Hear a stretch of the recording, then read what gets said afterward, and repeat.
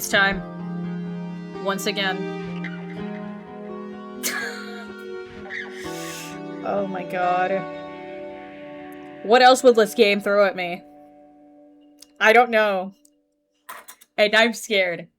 I don't think I don't even know if I've seen the worst of it. I'm not sure.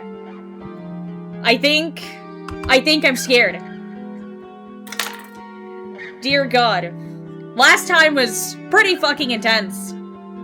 Really, really fucking intense. As you might remember. I'm scared for you. Me too, man, me too. Jesus Christ.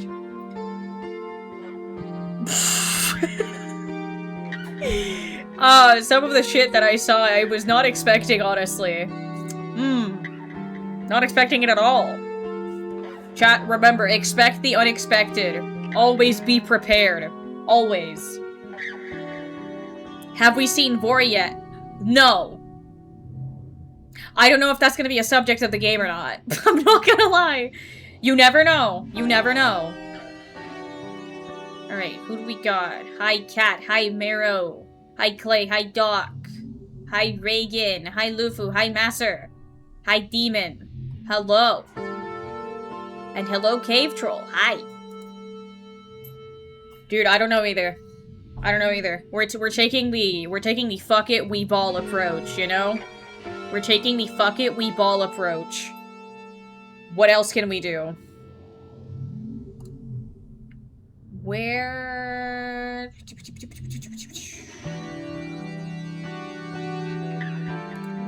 Okay.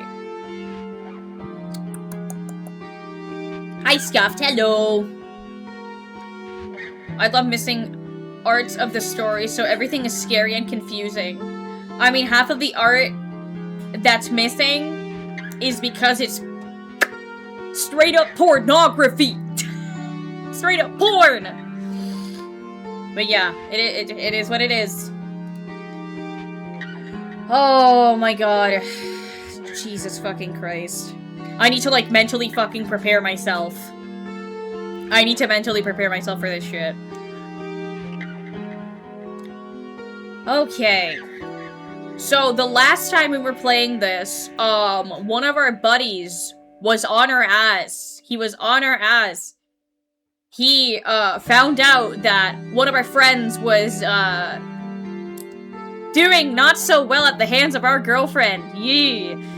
So he found out, and what did we do? What did we do? What was our appropriate response? What was our course of action? We threw him into a fucking well. Somebody found us. Lucky for us, somebody found us. Days, possibly weeks after the fact. But yeah. I am not touching this game again. I am not touching this game again. After this, I think this is a one-time special. I'm into fucked up things. But this is a one-time special. A one-time tango, if you will.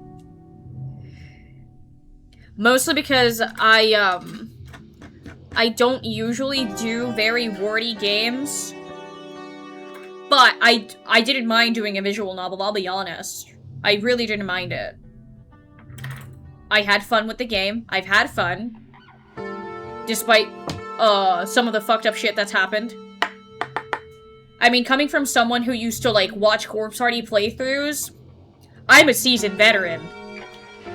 I'm mostly like, I don't want to get banned, you know? Hola, Federico. But yeah. Alright, let's see.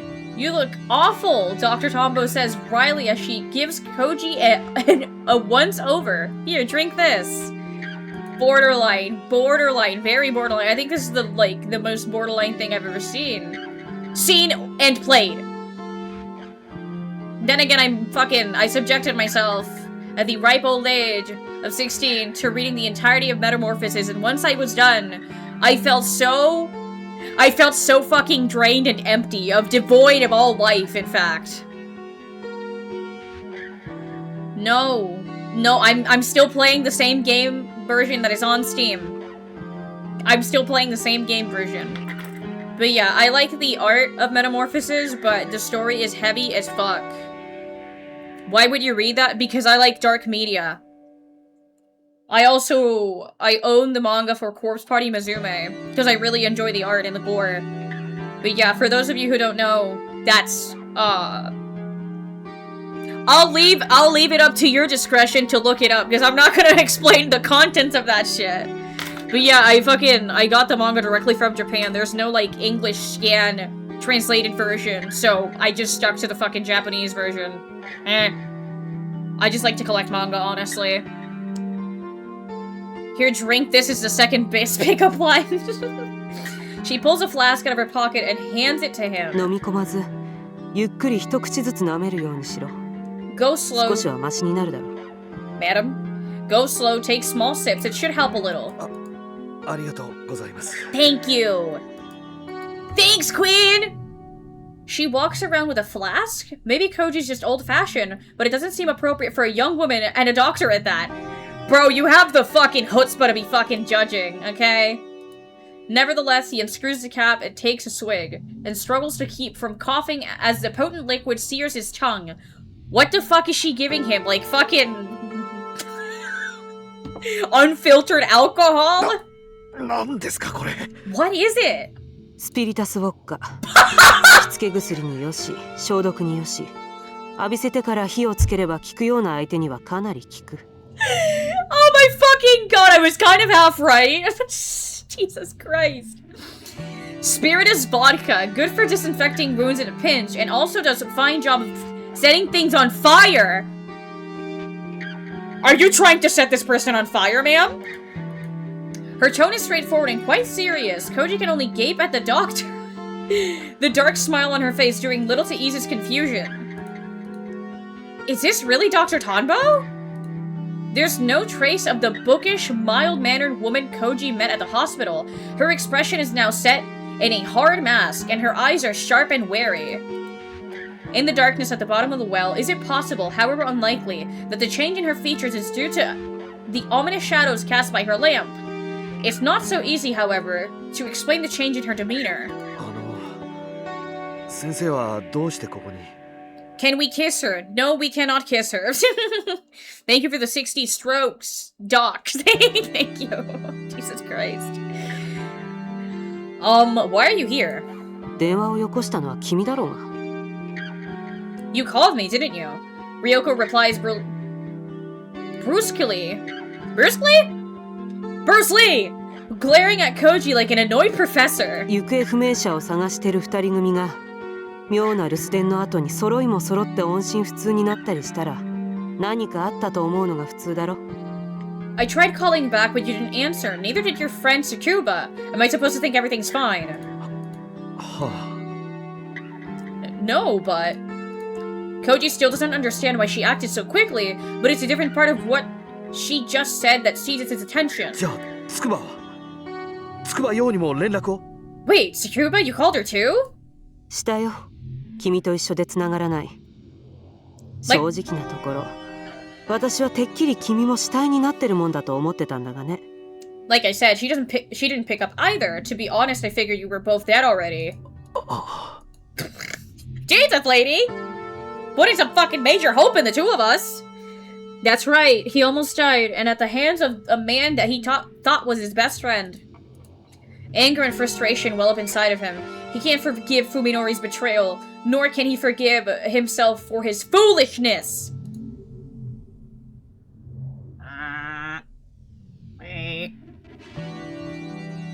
That's right, he almost died. Oh shit, sorry. Sorry! Fuminori tried to kill Koji. Could he have done the same to her? まあ落ち着け。ここで君がいくら殺気だって見たところで始まらん。Bitch, I did not ask for your opinion. Calm down, why don't ya?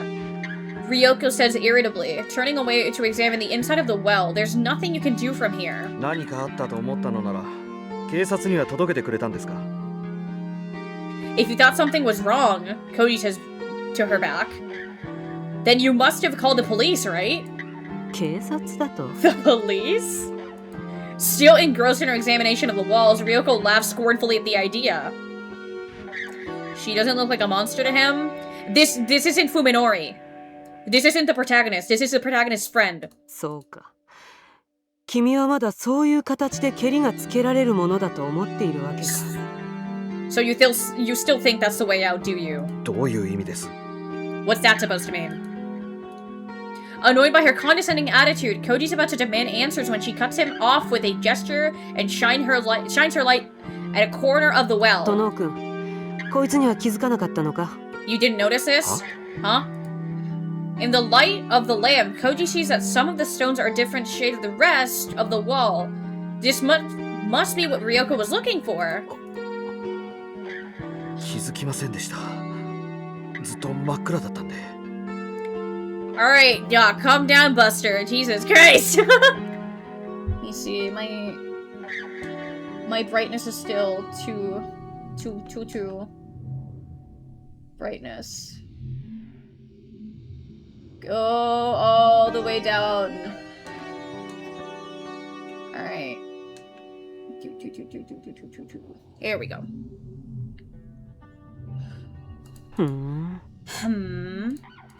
Ryoko's gaze moves slowly along the wall, finally coming to rest on a gap between two of the stones. The hole is just wide enough for an adult to reach into open-handed. 君、いいところに落ちてくれたよ。ひょうたんから困ってやつか？ Hi, Morblank. Hello. You sure picked the right well to fall down. Ryoko says with a grin smile. Like they say, it's always the last place you look. Hola, Radis.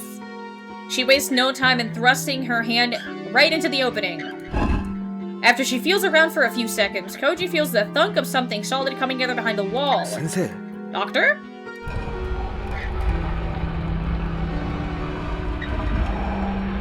He could have escaped this entire fucking time, and he didn't know. That's really fucked up. Also, hi Doomsday, hello, welcome! Ryoko pulls her hand out and gives the different colored stones a gentle push. With the rumble of weight shifting, the stone slides smoothly back into the wall. こういう仕掛けか。やられたよ。前に来た時は気づきもしなかった。 So that's how he fooled me. I had no idea this was there the last time I came. Bitch! 前にも来た。 You've been here before? Koji wants answers, but Ryoko ignores him and peers into the opening. In the beam of her floodlight, Koji can see a concrete tunnel leading to into the mountain. 私は先に進むが、殿君、君はここに残ることを勧める。 I'm going on ahead. You'd better stay here. Her warning is utterly devoid of warmth. Considering his options, Koji looks from the tunnel to the rope and back again. Hi, Netta! He's practically sweating now, thanks to the 190 proof vodka! Holy shit! He just drank. But also the feeling has returned to his fingers. He still doesn't have the strength to climb. That said, the thought of being alone in the well again makes him shiver. 一緒に行きます。連れてってください。I'll go too. Please take me with you. まあ好きにしろ。 Have it your way. Ugh. Ryoko steps into the tunnel without looking back, and Koji doesn't hesitate to follow. 前にお会いした時と随分雰囲気が違いますね。 This looks like literal hell. You were pretty different the last time we met, Koji says sarcastically, following Ryoko as she moves cautiously down the tunnel with her light leading the way. ここは病院じゃない。君は患者じゃない。営業スマイルが必要か？ Bro might as well have drank absinthe. What she gave him was practically fucking liquid death, in my humble opinion. That was, okay. I don't know why she did that. You're pretty different. Sorry. This isn't the hospital, and you're not my patient. This service doesn't come with a smile. じゃあ、こっちが先生の字ですか。 So is this who you really are? さあ、どうだかな。 I wonder, does it どうだっていい matter? ことだろ。 Ryoko suddenly stops and stares at the floor. When Koji looks over her shoulder, he sees a dust-covered rope lying coiled up in the middle of the path. 何です？あの井戸から降りてきたやつの小細工さ。What is it? Something left by the last guy who came down the well. Ryoko picks up the rope, examines it, and hands it to Koji. 長さは私が使ったロープのほぼ2倍。途中に結び目があって、端は両方とも切断されてる。この両端がつながって輪になってたのさ。Thank you for the 7 strokes, Blake. Thank you. Something left by the last guy who came down the well. Ryoko picks up the rope, examines it, and hands it to Koji. It's about twice as long as my rope. It has a knot in it. And both ends have been severed. They were connected before to make a circle. 外のどこかにこの輪を引っ掛けて、井戸の底まで伝って降りる。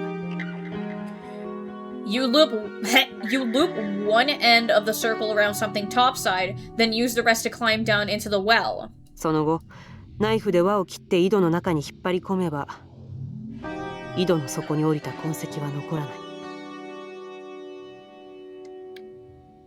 When you're at the bottom, you cut the circle open and pull the rope in with you. That way, there's nothing to show where you went. Ryoko shines her light down the tunnel, revealing that it ends in a closed wooden door about 10 meters ahead. こうやってここに逃げ込んだやつは追っ手の目をくらませたのさ。 That's how we avoid detection. まんまと騙された。 Really got me good. 先生、さっき前にも来たっていうのは。You said you've been here before? ああ、君や咲坂君だけじゃない。私も以前、鴎外を追ってこの別荘に来た。Hold on one sec.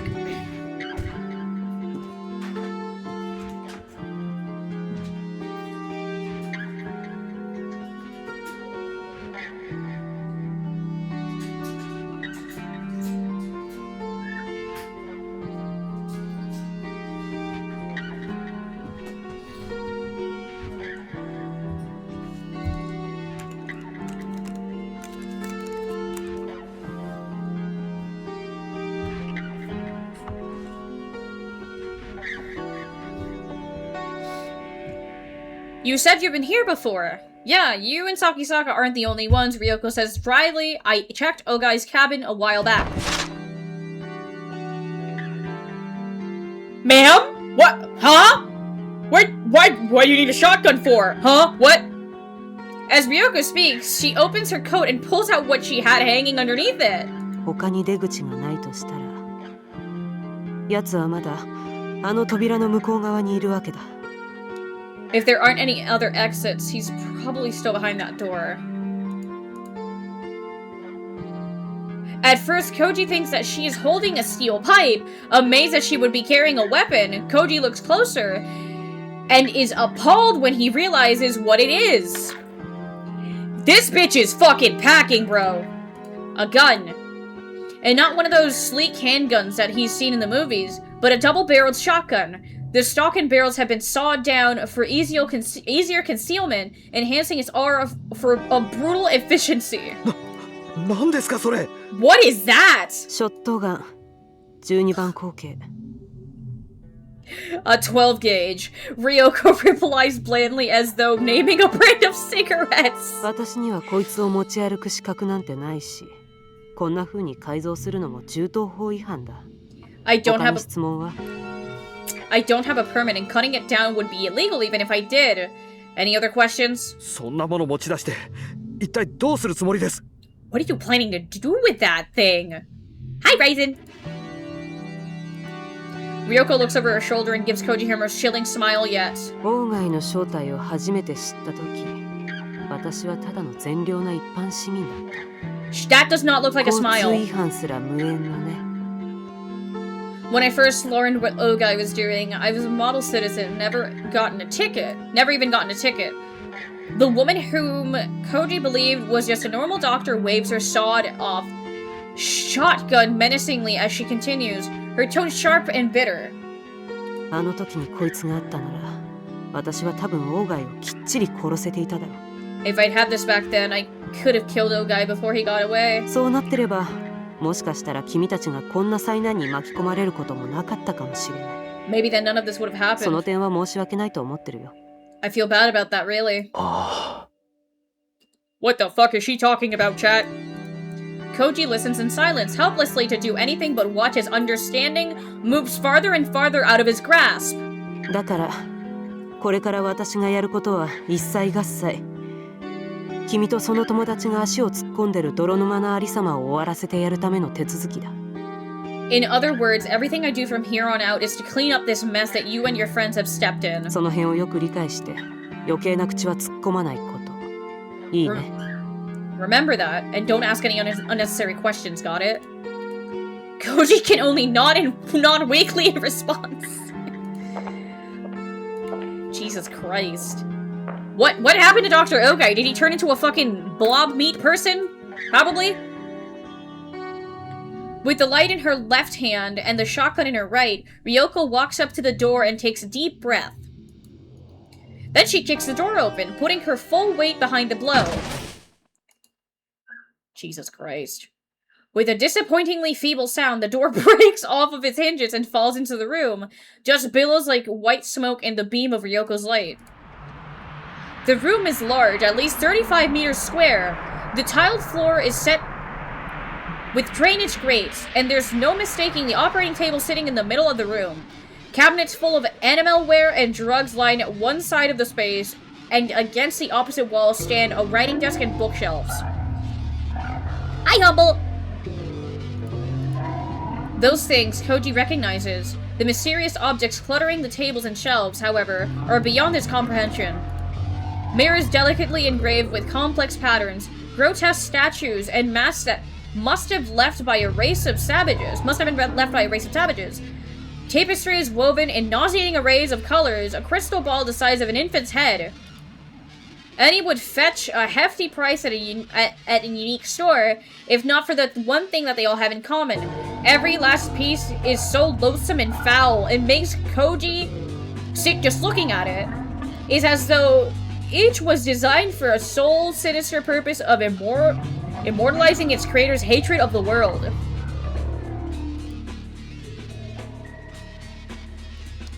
Rare-looking books of the sort that he found in Ogai's home are piled here and there. Hold on.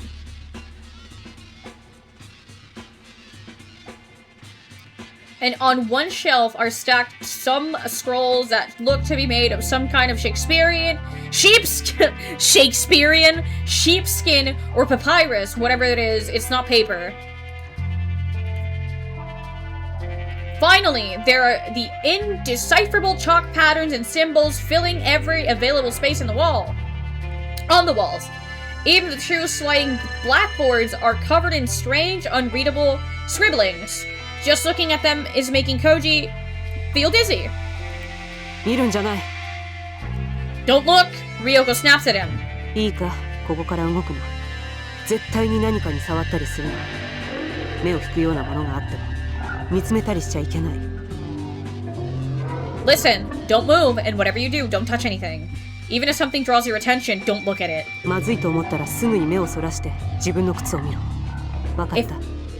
If you see something that feels wrong, stare at your shoes, got it?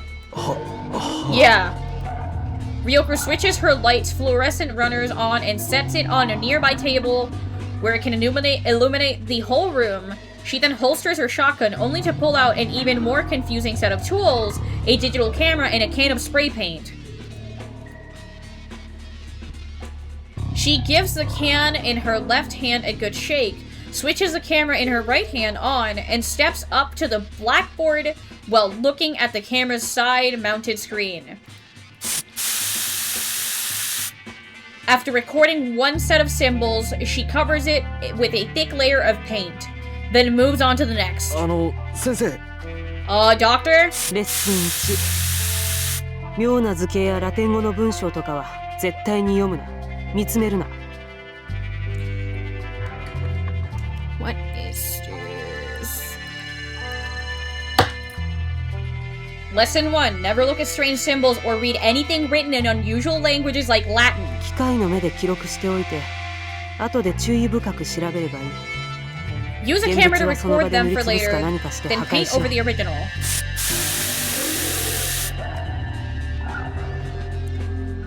Now that she mentions it, Koji realizes realizes that she's only looking at the screen of her camera, even then, only in short glimpses, and never directly at any of the drawings.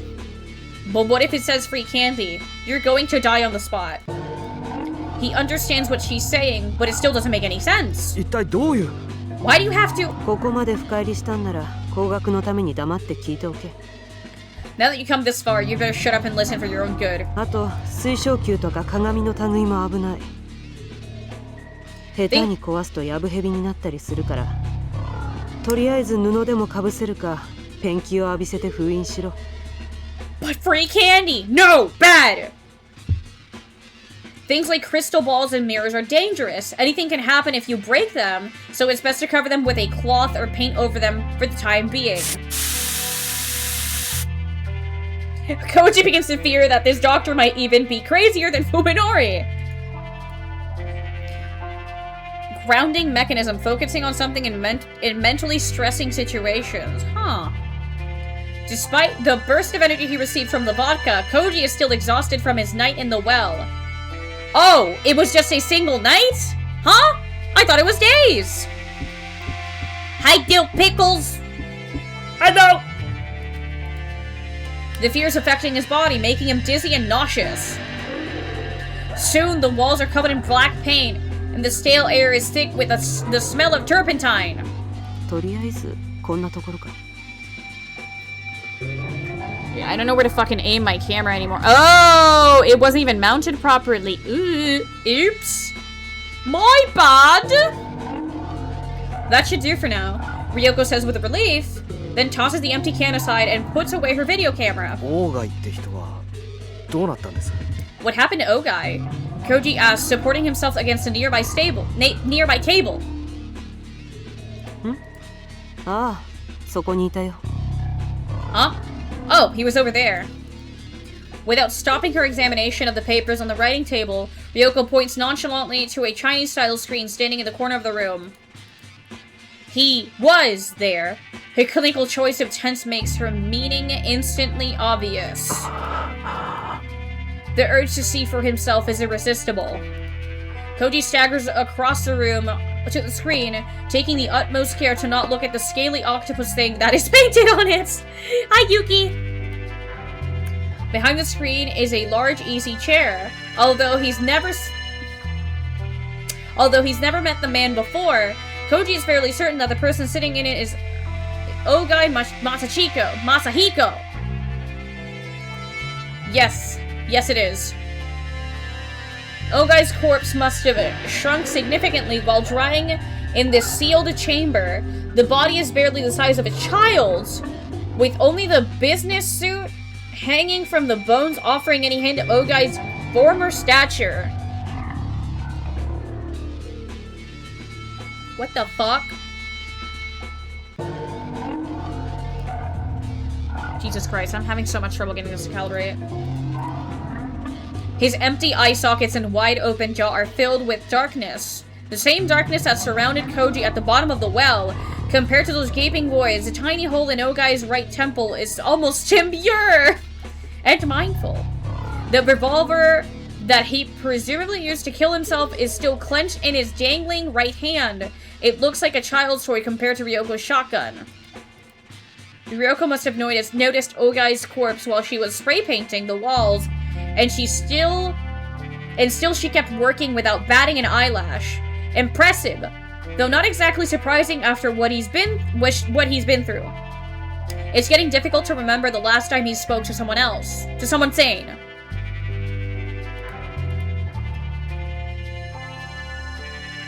But if not for her, Koji reminds himself with a bitter smirk, he would have ended up joining his mummified corpse here, and no one would have ever found him. Koji's vision suddenly dims. He's pushed himself too hard, and the spiritus vodka can't help him anymore. He collapses to the floor, unable to hang on to his slipping consciousness, and the last thing he sees are Ogai Masachiko's gaping eye sockets staring at him. Jesus Christ. When he wakes, Koji finds himself laying on something dry and soft. A bed is a bed, he thinks to himself. Even one that smells of mold and dust. and especially after sleeping in cold mud all night. There are no lights hanging from the ceiling, but the soft, warm light of the lamp fills the room. Simple furnishings, non-existent decor, Koji realizes that he is in Ogai's cabin, in the bedroom that he searched before Fuminori pushed him into the well. お目覚めかい? You awake? Ryoko is sitting in a chair against the wall, her expression blank as she studies the pile of documents on the table in front of her. She must have brought them up from Ogai's underground lab. She turns the page and then takes a bite from the sandwich in her free hand. 食べる元気があるようなら、そこに。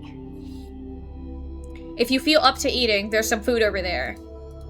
Without looking up from the files, she gestures towards the convenience store bag sitting on the nightstand. 俺をどうやってここに? How did I get here? Koji can't... I almost said Koji can't communicate. Koji can't imagine that a woman, even a woman like Ryoko, could have climbed out of the well with him on her back. Did she? あの地下室、本棚の裏に開かない扉があってね。There was a door behind one of the bookshelves down there. Ryoko mutters, taking care not to let the explanation interfere with her reading or eating. 苦労して破ってみたら、別荘のボイラー室に出た。When I 反 finally 対 got 側は薄くモルタルを塗って隠してあったんだな。the fucking pauses. When I finally got it to open, it led to the boiler room underneath the cabin. The other side was hidden with a thin layer of mortar. 隠し部屋に機材を運び込んでからドアを塞いで、その後は井戸から出入りしていたんだろう。周到なもんだ。I figured that's how he got most of his supplies down there. Once he had everything he needed, he could seal it up and use the well instead. Pretty thorough. そこまでして隠さなきゃならないものがあの部屋にあったんですか? Was there really something in there that he needed to hide? 昔はね、それにさっきまでも。There used to be. This is the last of it. Having finished her sandwich, Ryoko picks up some unsorted papers with her free hand and waves them in the air. 世界中の研究者が誰もかも学会で演壇に登ってリサイタルをやりたがるわけじゃないのさ。I really don't know why I slip into baby speech occasionally. Jesus Christ.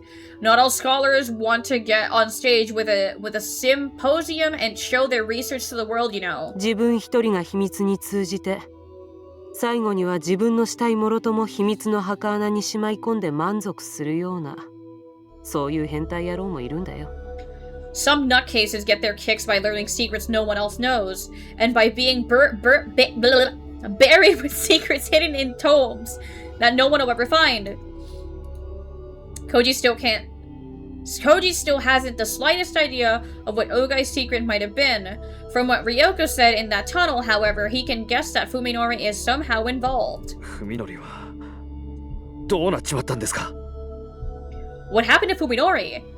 Koji asks desperately, no longer caring who he gets answers from. 地下の死体とフミノリと一体どういう関係があるんです? 先生は一体何を追いかけてるんです? What does he have to do with that body down there?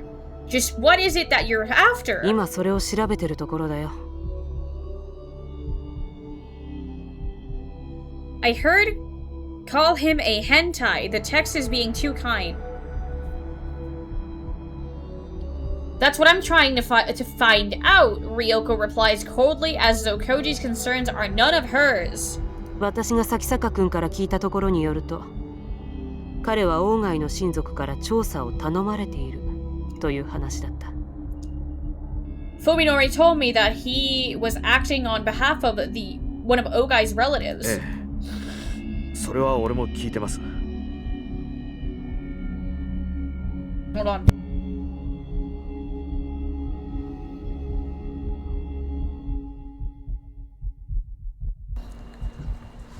Yes, he told me the same thing. そうか、一貫してるんだな。Oh well, at least that's consistent. Ryoko pulls several sheets of a loose leaf paper from a different file. だが王外に血縁者はいない。私は咲坂君が嘘をついているものとばかり思っていた。The truth is that Ogai has no relatives. I thought that Sakisaka was simply lying. だが、もう一つの可能性を考えるべきだった。彼は王外の親族を名乗る何者かにそそのかされていたのかもしれない。 However, there was another possibility I should have considered. He might have been tricked by someone claiming to be Ogai's family. Hi, Leon! Leon! Hello, Leon! Welcome! Yeah, this game is pretty fucked up. I enjoy it. Even if it's, like, brutally, very, very brutally, like, fucking Cthulhu-esque, I'm not gonna lie. Ryoko pauses and looks sidelong at Koji. サヤという名前に心当たりは？ Does the name Saya ring a bell? Oh! Wait a goddamn second. さやいえ Oh, you 誰なんです played か this? This is my first time playing it. I think I'm almost done. I'm not sure though. Saya? No, who is that? さて誰なのか何なのか読めば読むほどわからなくなっていく。 Who or what is the question, but the more I read, the less I understand. I mean the not safe for Twitch version? Yeah, I figured. She sighs bitterly, then returns her attention to the papers in her hand. 間違いなく言えるのは、そいつが王外の研究の核にあるものらしいということだけだ。 All I can say for sure is that it appears to have been the focus of Ogai's research. もし咲坂君がこのサヤと呼ばれるものとすでに深く関わっているのなら、彼はもう引き返せないところまで踏み込んでいるということになる。 All I can say for sure is that it appears to have been the focus of Ogai's research. If Sakisaka is involved with whatever Saya is, then he is apparently past the point of no return. Ah yes, the amorphous blob woman. Woman? Child? Thing? Person? The icy certainty in Ryoko's voice sends a chill down Koji's spine. だとしたらどうするつもりなんです If 文則 so, を what will you do? He has to ask, even though he already knows the answer. さっきも言ったよね。1年前の私も手元に銃を持ってればってどれだけ後悔したか知れないんだ。 It's like I said, Ryoko replies, smirking at the tension in Koji's voice. I have no idea how many times I wished I'd killed Ogai when I had the chance. もう二度と後悔するつもりはない。 I won't make the same mistake twice. 俺が警察に行けば済むことです If I go to the police, it'll be all over. It's over! Ryoko doesn't respond, as though she didn't even hear what Koji just said. Bro, the police is not gonna help your ass. You're dealing with something otherworldly. Something very meaty. 文則がやったことは殺人未遂です俺が訴えればあいつは犯罪者として Fuminori tried to kill me! Koji continues persistently. If I report him, he'll be arrested and... 目撃者は物証は咲坂君が君を殺す動機は Ryoko cuts him off harshly. You have witnesses? Proof? What was Sakisaka's motive? なあ殿君君は警察の仕事についてひどく勘違いしている You know, Tono, you're completely misunderstanding what the police do. 彼らの職分は正義を貫くことでも市民の安全を守ることでもない Their job isn't to fight for justice or even keep people safe.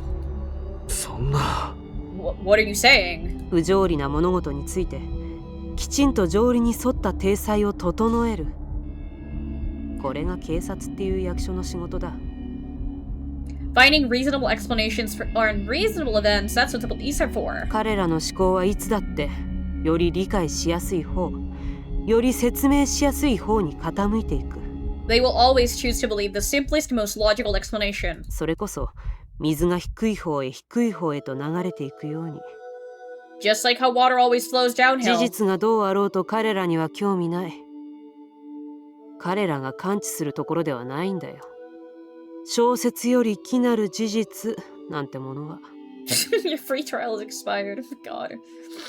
Just like... They aren't interested in the truth. They don't know or care that the truth is often stranger than fiction. そこまで決めつけることないでしょう話してみなければ分かりませんよ They can't all be like that. I won't know until I try. そうわからないそこが問題だ Exactly, Ryoko states as she pulls another sandwich out of the bag. That's the problem.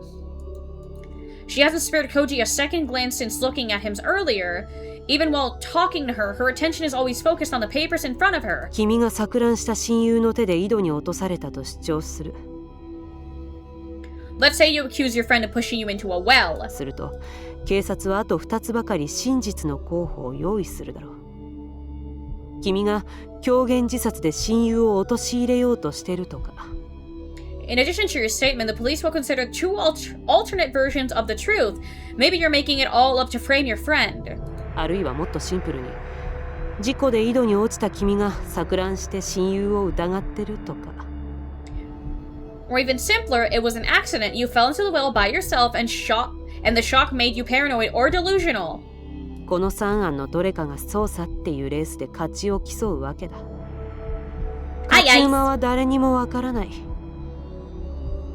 These three possibilities will compete to see which comes out with the most convincing evidence. No one knows which will be the winner. こんな博打に君は身代潰すまでかける気かい？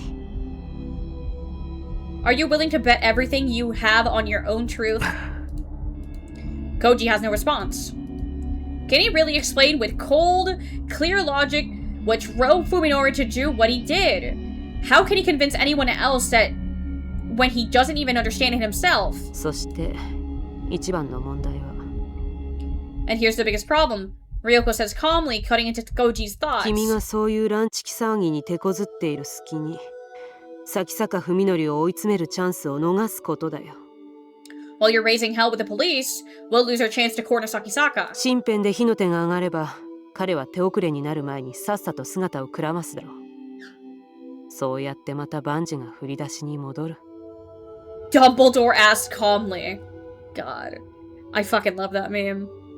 He sees trouble coming, he'll go into hiding, and then he'll be right back at square one. We'll be right back at square one. She pauses to take a bite of her sandwich before finishing. 私が鴎外を取り逃がしたようにね。 Just like when I let Ogai get away. A heavy silence falls upon them, with only the soft rustle of pages turning in Ryoko's hands to mark the passage of time. 教えてくださいよ、先生。 Please tell me, Doctor. Koji says, his hushed voice breaking through the あな quiet. たが警察を差し置いてまで処刑しようなんて思うほど、そこまで許しがたいことって何なんです？ What crime is so 鴎外って人 unforgivable? はあの地下室で何をやってたんですか？ What crime is so unforgivable that you're determined to take justice into your own hands? What exactly did Ogai do in that room down there? Once again, Ryoko ignores Koji's question. This time, however, Koji isn't back down. His silent glare demands her attention as she pores through the documents before her. After some time, Ryoko rearranges the papers in her hands and sets them aside, as though having come to some conclusion. She then turns her chair to face Koji for the first time since he woke. なあ、殿くん。 Hi, Fun Chunks! Hello! Listen, Tono. Her hard stare bellies the calmness of her voice. 君はここいら辺で降りた方がいい。ナスカ日光の温泉でゆっくり羽を伸ばして何もかも忘れる気になってから東京に戻ってきなさい。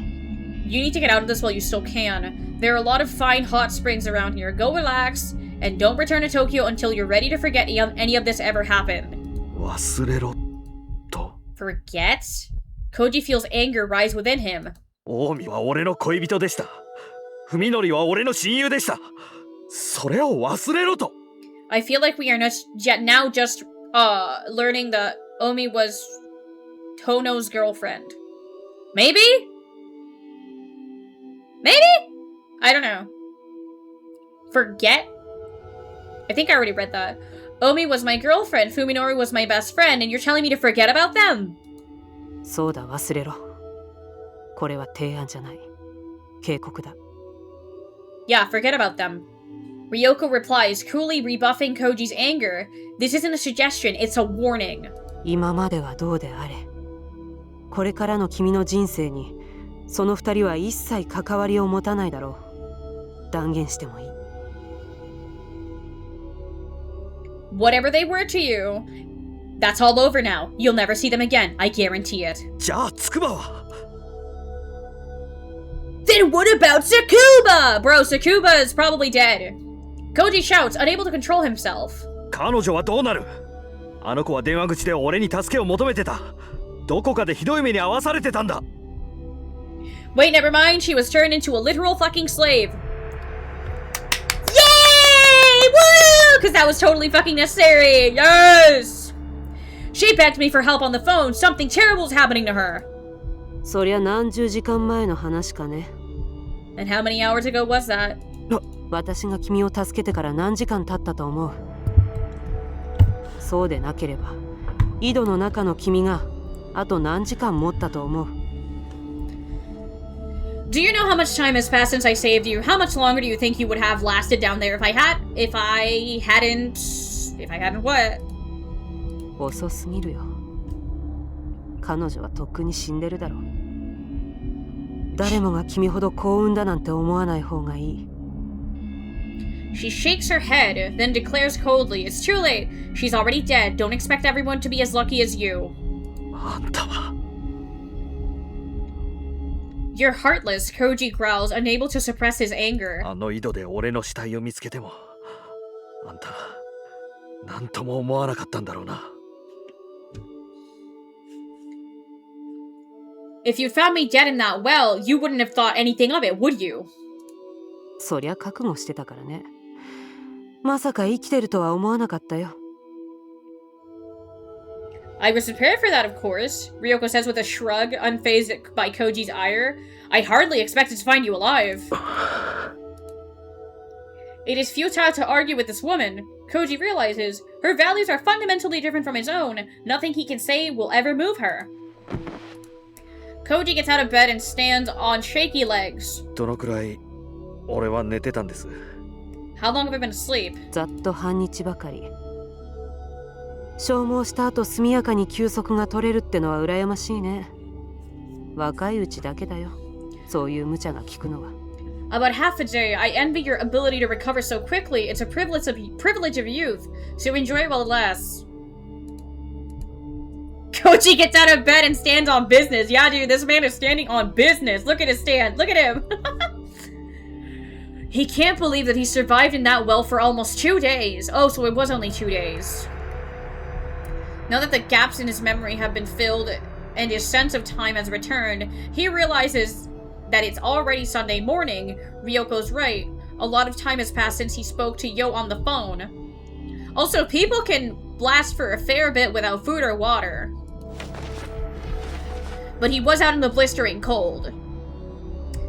Koji grabs a sports drink and 2 jelly packs from the bag of food that Ryoko brought. Then heads to the door. His legs are still a little unsteady, but he can compensate for that with sheer willpower. 念のため聞かせてもらうが、どこに行くつもりだい？ Just to make sure, mind telling me where you're going? 東京へ。 Tokyo. Koji responds brusquely. His tone is hard as hers. つくばようはまだ間に合うかもしれない。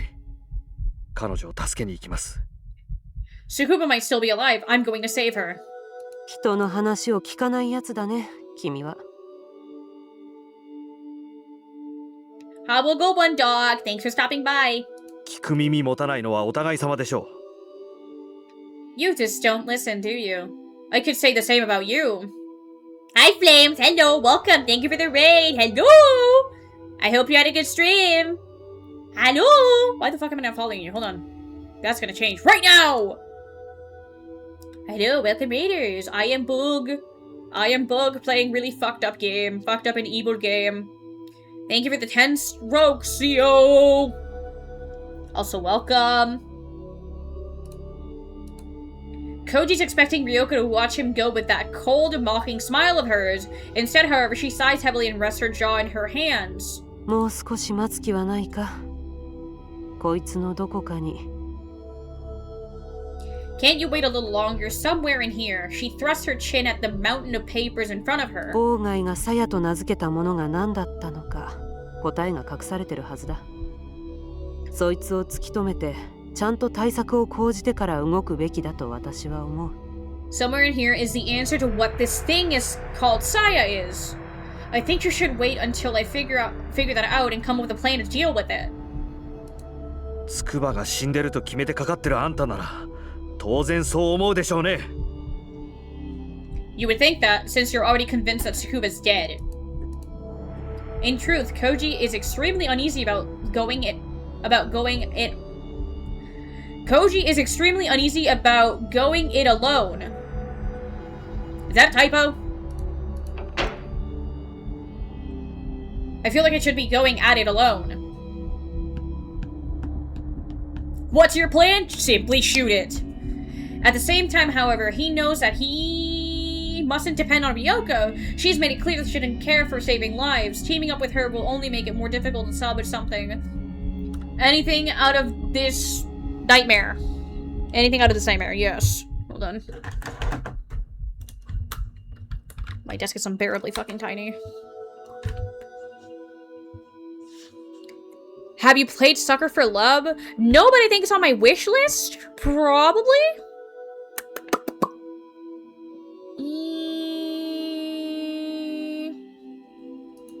Tono-kun. Tono, Ryoko calls just before Koji steps out of the door. 仮にも一度は殺されかかってるんだ。もう二度と殺されるな。You almost got killed once already. Don't let it happen again. She picks something up from the table and tosses it to Koji.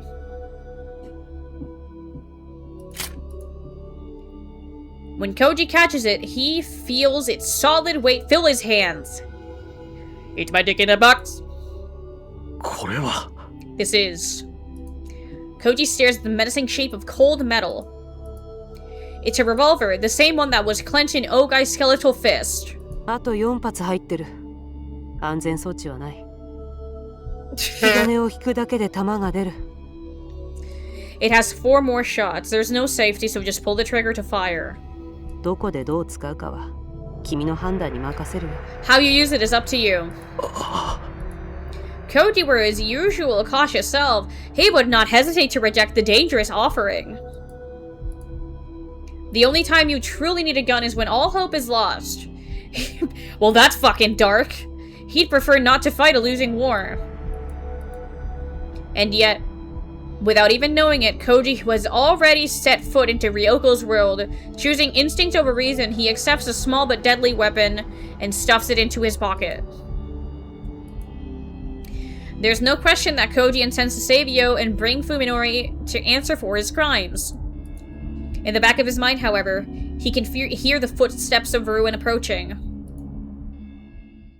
Oh dear God. When he steps out of the cabin's front door, Koji shivers as the wind tears into his skin. To his surprise, the outside air is even colder than the mud at the bottom of the well. Perhaps the cramped space mitigated the cold somewhat. If he had been exposed to this chill all night long, he would surely have frozen to death. Koji finds 2 cars parked in the yard. The smaller car next to his must be Ryoko's. When he sits behind the wheel of his car, he gets some relief from the feeling that he has taken the first step, however small it may be, back into his world.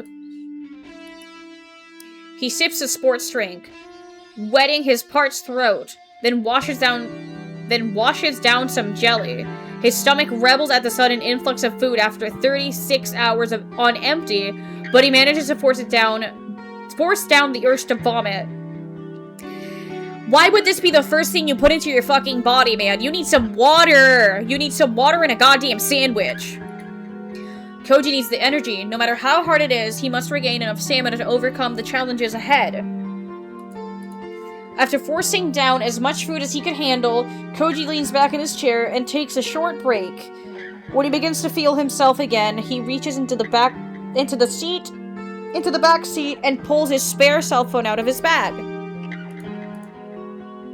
He's gonna fart his shit. He never expected that carrying 2 phones would be such a stroke of luck. He calls up Fuminori's number and prepares to hit send. Koji is overcome by a flood of emotion. Rage, despair, sorrow, pity. He is unable to decide what to feel towards his friend. However, there is no time to dwell on the past. Every second lost diminishes the chances of saving Omi and Ko. Omi and Yo. Sorry. Koji refuses to consider that it may be already too late. He steels himself and presses the button, then holds the phone to his ear as it rings. The shrill sound seems to go on for longer than it ever has in his life. Right now, Fuminori's phone must be displaying the name of the caller. Koji wonders what his reaction will be when he sees it. The call goes through. In the silence of on the other end, Koji senses surprise, apprehension, and dark fury. Pro is seething! Feeling slightly gratified, Koji delivers the first jab. Yo, そんなに意外か、死人からの電話は。What? We're expecting a call from a dead man? 驚いたね。どうやって？ I'm surprised. How did you manage it? As Koji's about to answer, an idea suddenly comes to him. 井戸の底に仕掛けがあったのさ。地下の隠し部屋に行くためのな。There was a secret passage in the well, Koji says, a plan forming rapidly in his mind. It led to a hidden underground lab. He pauses to let that sink in. Then he, with satisfaction filling his voice, he says, I met Ogai Masahiko. Fuminori's gasp tells Koji that the advantage is his. Keeping his voice bold, he decides to further exaggerate the truth. 何もかも分かった。さやってやつのことも全部。お前たちは終わりだよ、Fuminori. It's over for you! I know it all. Everything about Saya. You're finished, Fuminori. 何もかもバラしてやる。ところ構わずにぶちまけてやる。I've got all the proof I need to blow I've got all the proof I need to blow this thing. You won't even see it coming! You son of a bitch! It's obvious from Fuminori's tone that rage has overwhelmed his reason. Koji's bluff is working perfectly. His victory is tainted, however, as Fuminori's response to the name Saya brings a cry of anguish from the corner of his heart that still wants to believe his friend can be saved. Sakisaka-kunがこのサヤと呼ばれるものとすでに深く関わっているのなら。Ryoko's words play in the back of his head, sounding even colder than before. 彼はもう引き返せないところまで踏み込んでいる。He mustn't allow emotion to sway him. Fuminori, Omi to Tsukuba wa doko da? Where are Omi and Yo? Koji suddenly switches topics, trying to keep Fuminori off balance. It all comes down to this! 俺にだって情けはある。お前の出方次第では考えんでもない。Depending on your answer, I might be willing to cut you a deal. Huh? お前がこれ以上誰も傷つけないというのなら、俺にしたことは忘れてやる。この別荘で見つけたことも。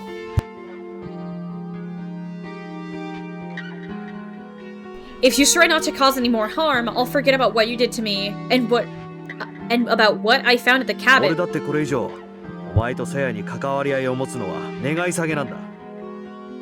近江たちさえ無事に戻ればいい。Hold on.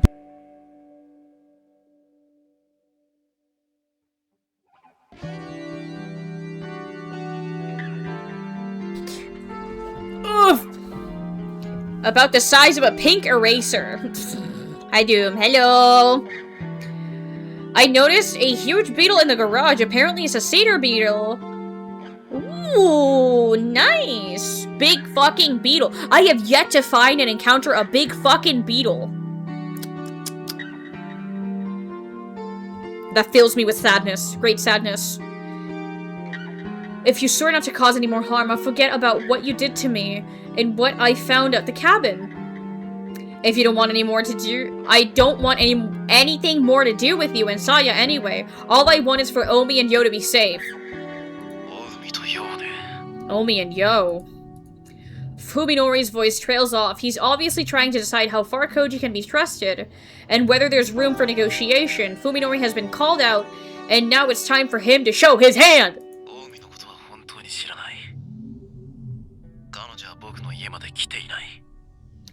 I honestly don't know anything about Omi. She never came by my house. Yo, on the other hand. Fuminori pauses and gives a knowing chuckle that sends chills up Koji's spine. Oh, Jesus Christ.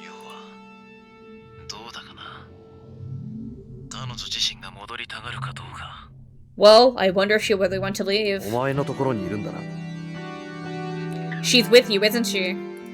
Koji's relieved to learn that to learn Yo's location and that she is, at least, still alive. At the same time, however, he remembers the horrifying phone call. It is clear now that Fuminori played some part in Yo's suffering. Had she already fallen into his trap back then? What has happened to her? How is she being treated?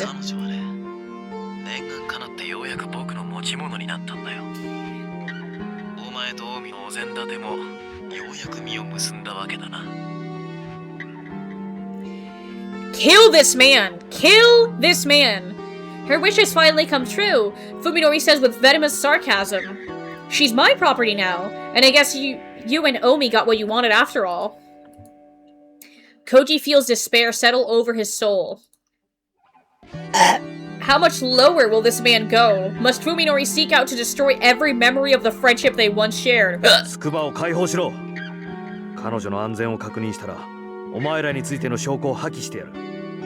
Tsukuba go. When I'm sure she's safe, I'll destroy everything I have on you and Saya. How can I trust you? First, I want you to... Don't fucking rate my burp! Jesus Christ. Okay, I'm not giving you a choice here, Fuminori.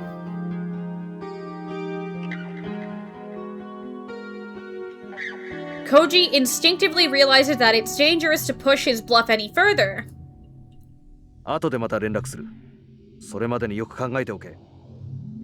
You have until then to make up your mind. He hangs up without waiting for a response. Fuminori doesn't know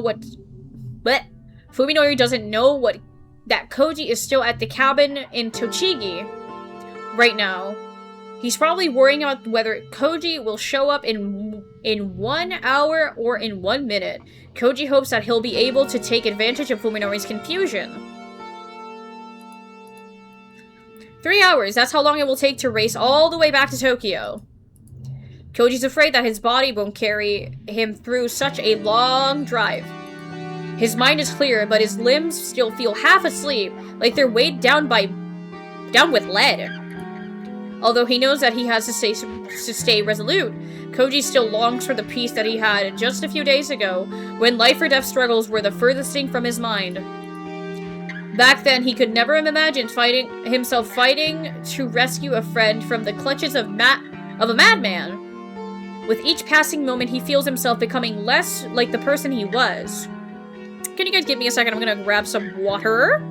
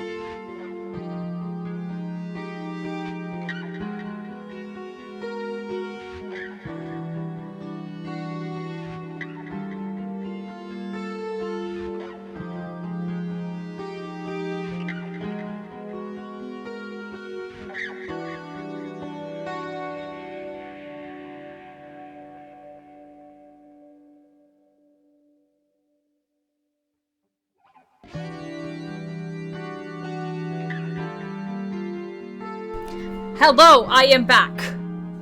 I have procured some water. Hi, Midori. Hello.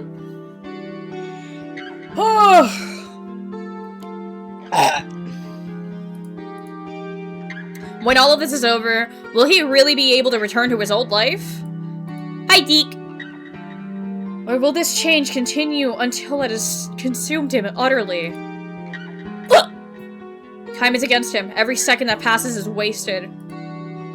Even so, he decides to allow himself just 5 minutes of weakness. For exactly 5 minutes, he leans against the steering wheel and cries. And when his tears have run dry, his heart is calm, Koji starts up his car and drives away.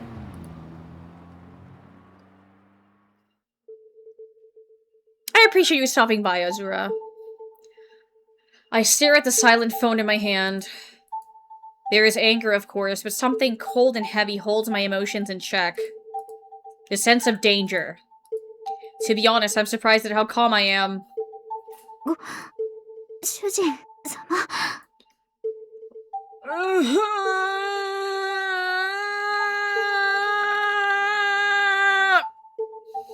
Fuck my life. Master!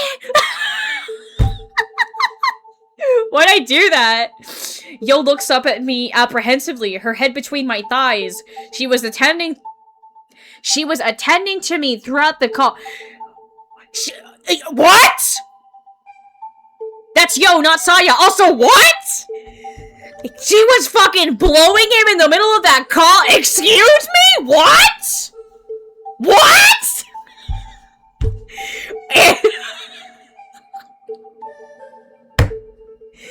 Why won't Alex do that for me? I'm going to tear your entire cock from your socket. Never speak again. Don't ever fucking talk to me again, okay? Cool. What the fuck are we doing, man? Jesus Christ. I don't understand. Why?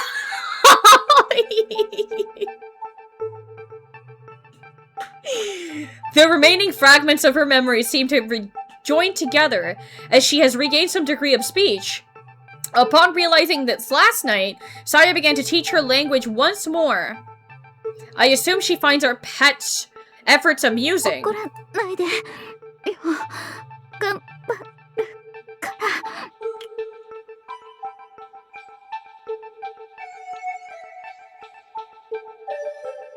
Is she fucking just straight up slobbing on his fucking knob? I beg your finest fucking pardon? Don't be mad, Yo will try harder.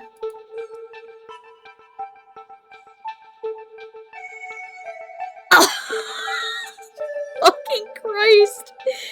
The pleasure from her ministration threatens to impede my thoughts. And besides, my arousal has already vanished.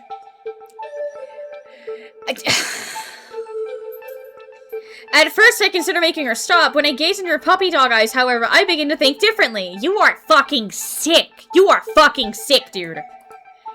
Thanks to Saya, I have a family once again. For the first time, I am becoming aware of the responsibility that places on me. You have 2 fuck toys, dude! That's not family.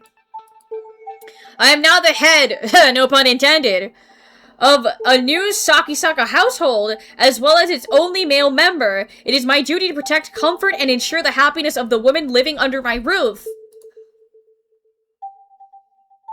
3-minute ad break. Is it starting, like, right now? Right now? On God? Right now? At this very second? At this very moment? Right now? Yes? Okay. I will stop. I will pause. I will stare at my screen with much regret as to what I have selected to be my game. Jesus Christ. This just keeps getting more and more fucked up. Sucky sucky household. Why would you say something like that, bro? Sucky sucky. I hate it. I hate it. I really do. I've never wished for an ad as much in my life as now. Oh my god. Wait, you guys read it as Sucky household? It's Saki Saka.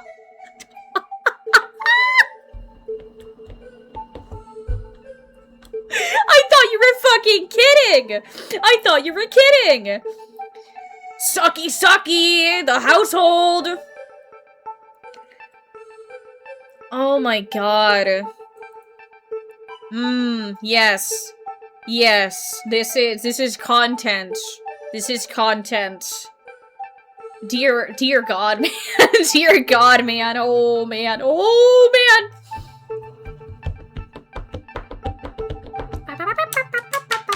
So, what are you guys' weekend plans? That's my fucking eyelashes at you. I don't know what I'm doing. I'll be completely honest. I don't know what I'm doing. To distract myself from the horrors. The horrors that persist. The horrors persist, but so do I. Reagan, I know what you're doing for the weekend. We live together. I'm still angry at whoever told us this guy wrote Madoka too. That was Spartan. My good friend Spartan. Yes.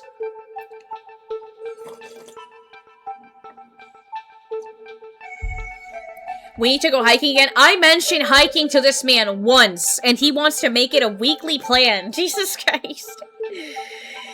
Also, yes, the man that wrote this wrote Madoka Magica. Yes. Yes. You better fucking believe it, chat. This is true. This is a fact. This is a factoid. It's good for you. You know what else is good for me? I don't have a follow-up, actually.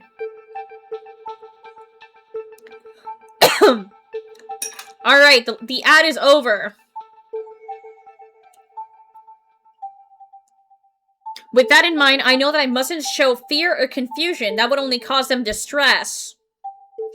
He talks about them like they're fucking animals. Continue. Yes, master. Jesus fucking Christ.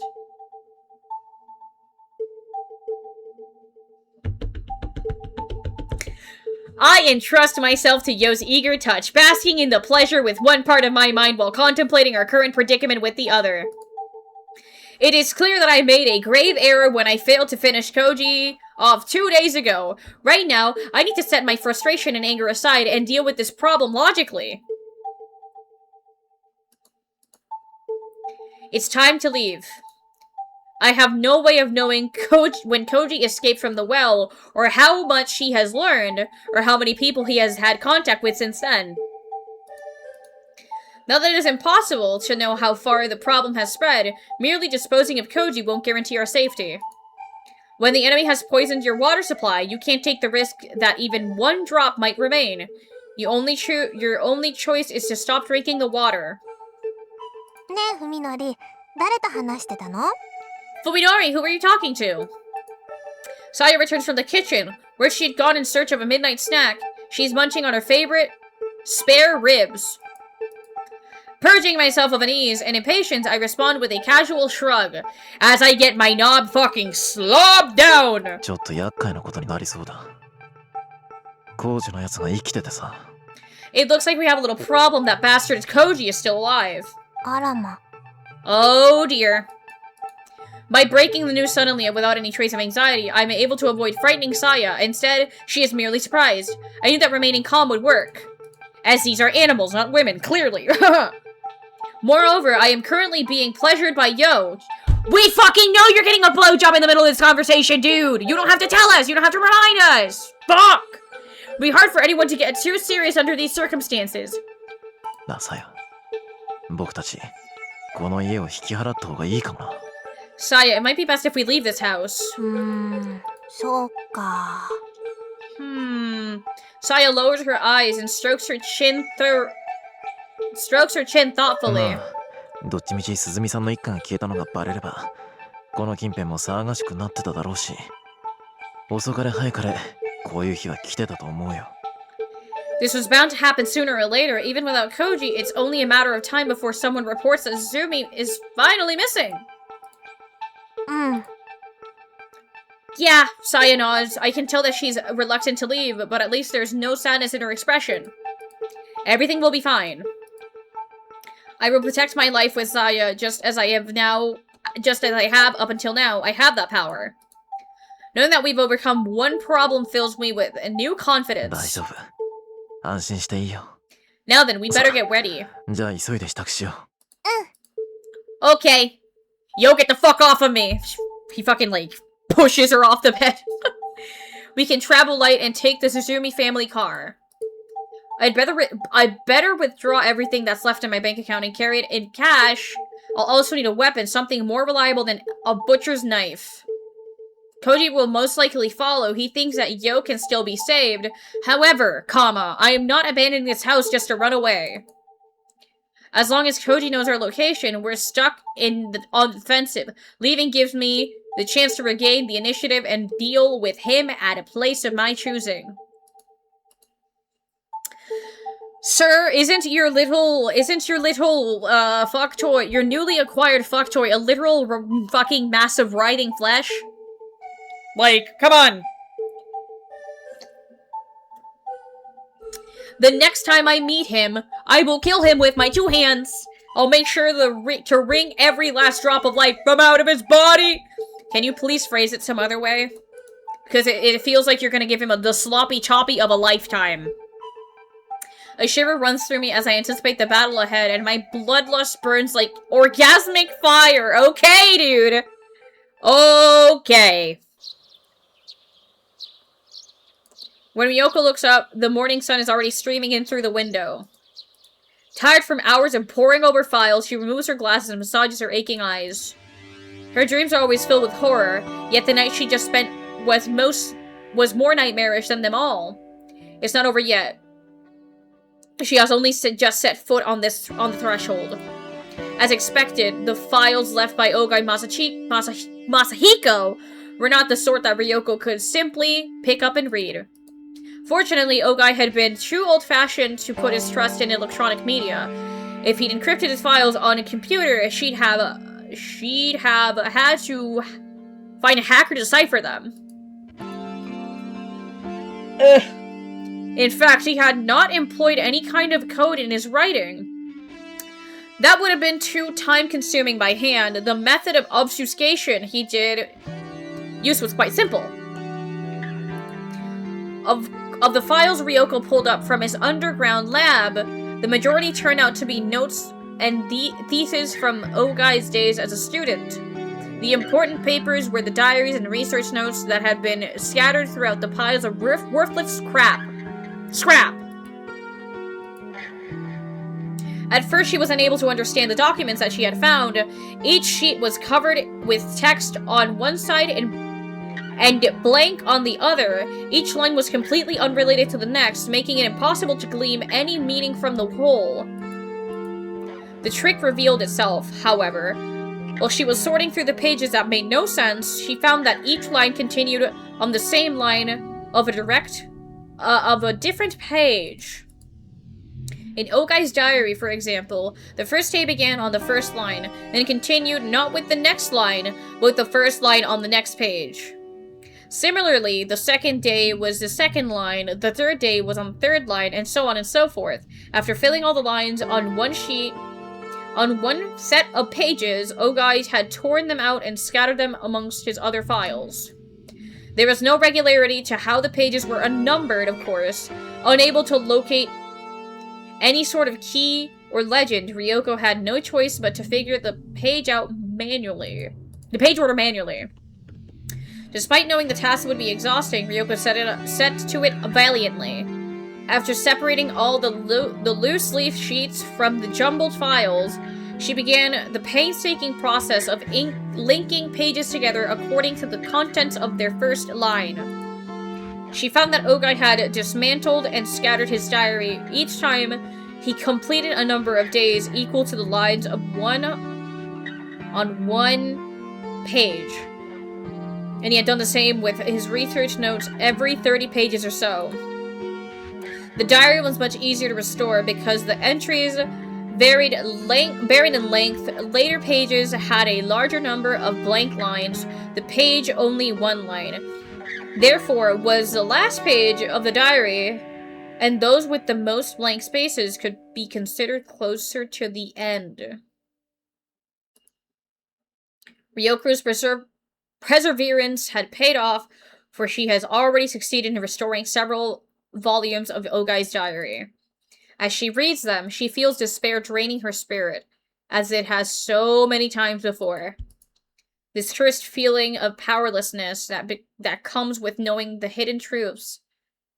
Those who have tasted it once shall be beaten down by it again and again until the day they die. The secrets are connected after all. Once you glimpsed even the tiniest fraction of the world's true face, you have no choice but to watch in horror as the veil rolls itself back inch by inch. All that remains is to wait for the day when insanity will crush your reason under its ever-mounting weight. This is very cheerful. I have succeeded in communicating with the organism. It shows enormous curiosity, and its intelligence is beyond doubt. See research notes for confirmed vocal patterns and body language. Its appetite for knowledge is insatiable, and its learning speed is off the charts. However, it exhibits absolutely no desire to be recognized as an individual. Its ego appears to be quite weak, suggesting a psyche wholly unlikely that of a human. The speed of the organism's linguistic development is astounding. When I laughed at its mispronunciations, it immediately picked up the concept of puns. Ever since, it has been employing its entire vocabulary in an attempt to find puns that will make me laugh. Perhaps in a few days' time, it will have learned enough language for us to communicate freely. The organism's command of spoken language is now sufficient to facilitate higher levels of discourse. But although it has regaled me with questions all day, it remains unable to answer any of mine. Its replies suggest that it has gained awareness only after materializing in this universe. It has no knowledge of where it came from. While I am disappointed, the fact that it has reached this level of intelligence with only 1 week after starting to think tells me that there is no end to what I can learn from it. Hypothesis. It is not a naturally occurring organism, but was created by an even more sophisticated sentient life form. This would explain why it has no ego, yet possesses such a hunger for knowledge. It might be some sort of reconnaissance drone that was sent here from another world. Ryoko smiles humorlessly for the umpteenth time since she started reading. How wonderful it would be if she could laugh at the diary off as the illusions of a madman or the work of a science fiction author. At last, she knows far too much. When she thinks back to the many horrors that Ogai brought into her life, the words before her take on chilling credibility. I have confirmed that the organism's brain power far surpasses any human's. This morning I thought about prime numbers after I explained the Lucas-Leonard test for Mersenne primes. It immediately began to list examples that it had calculated in its head. I was only able to confirm by memory up to number 10, M89, but it continued to list further examples without any trouble. I left it to its calculations, and when I returned for a few hours later, discovered it had written down more than 70 of them. Computers all over the world are currently working to calculate Mersenne primes, but the last one I remember being found was the 39th back in 2001. When I entered several of the results into my laptop and ran the Lucas-Leonard test on them, I found that every one was correct. The same is no doubt true of the rest. After all, the organism had never showed any pathological need for respect that would lead it to lie about its accomplishments. I see no reason to doubt its veracity. If I could reveal to the world an expedient method for discovering Mersenne primes, the prize money would make me a billionaire. Of course, my current research is worth far more than any sum of money. I must keep it a secret. The organism's computal speed exceeds that of even the most powerful supercomputers. I can only conclude that its cognitive faculties are beyond anything humanity can imagine. At the organism's request, we have begun a new field of study. Despite its unmeasurable aptitude for mathematics, it now desires to concentrate on sociology and the natural sciences. Perhaps our math problems are simply too elementary for it. It has shown especially keen interest in the means by which organisms reproduce and multiply.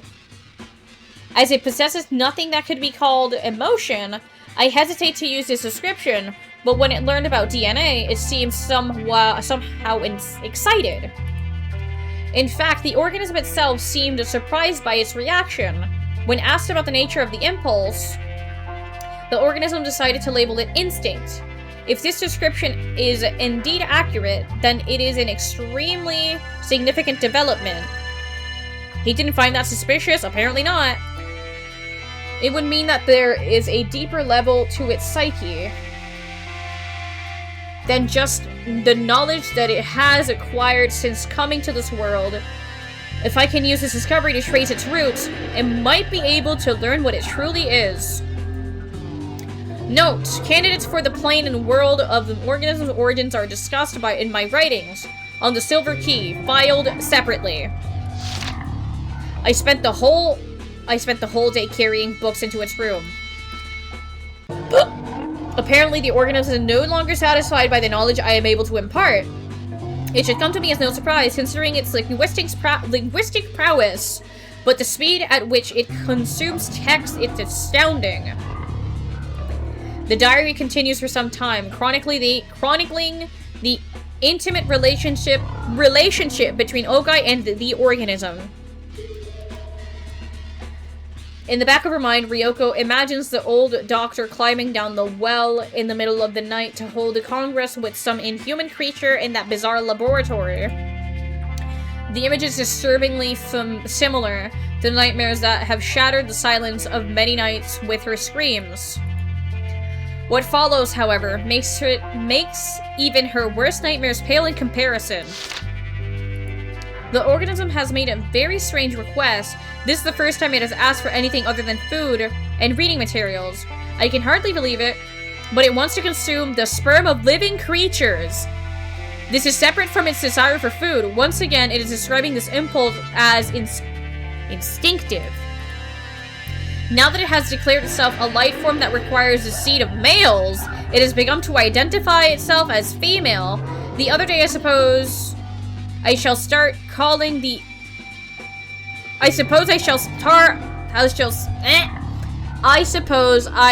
to start calling the organism a she. Is the personality that she has begun to exhibit really just an imitation and created for her amusements? Ever since she started to immerse herself into her literature, she has been acting astonishingly human. She identifies herself as female and already possesses an enormous store of cultural knowledge. Is she trying to create a human identity for herself based on these? I have seen her laugh, grow angry, and today she cried.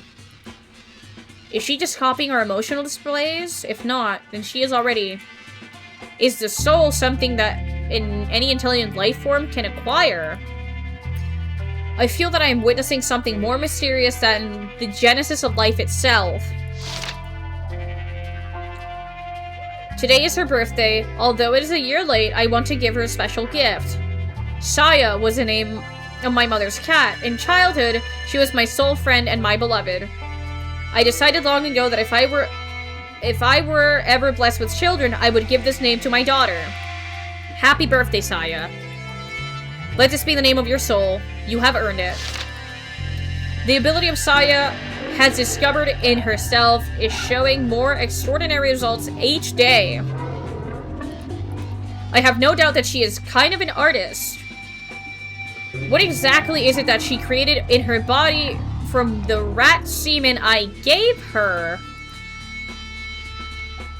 At this point, I can only surmise that it is a type of retrovirus, a reverse transcriptase enzyme that creates exactly what she desires. Huh. The rats that have been transformed by her are so very beautiful now. The many enzymes secreted by her body and the various appendages she uses are discussed in detail in my biological observations, filled separately. Here, I will say this.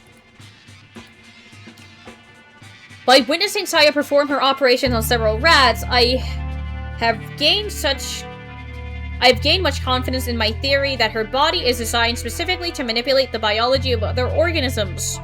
I am going to blow my nose real quick.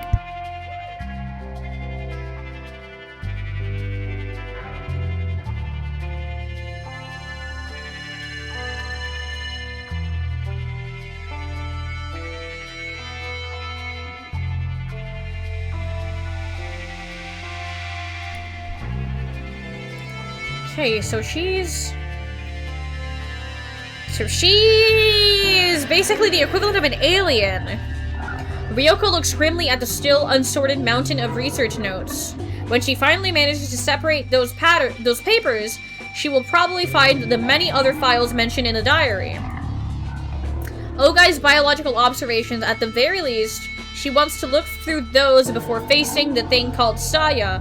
Under no circumstances does she want to go into battle unprepared. She looks at her watch and sees that it's already 7 in the morning. Assuming Tono Koji made no stops, he should be arriving in Tokyo about now.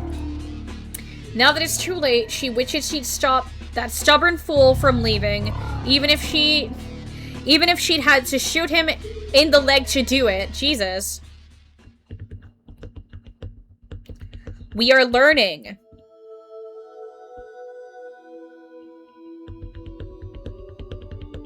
There's nothing more terrifying than something that can subconsciously alter genes. Yes. Koji pulls up 2 blocks away from the Sakisaka house and stares at the silent building.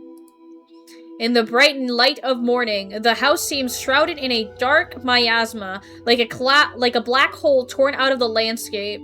Is it just a figment of Koji's imagination? Every window is closed, offering no glimpse of the inside. Koji has no way of knowing whether Fuminori is home. A pedestrian walks his dog down the street, glancing back at Koji through the windshield after he passes by. Koji isn't surprised by the attention. He hasn't bathed or changed clothes since spending the night buried in mud, so he must look like a vagrant even inside of his car. When he looks into the rearview mirror, he sees the haggard visage of a man with 1 foot in the grave staring back at him. It's hard to believe that the tired, unshaven face is really his. If he stays here for too long, someone might report him to the police. He'd better pull himself together and get moving.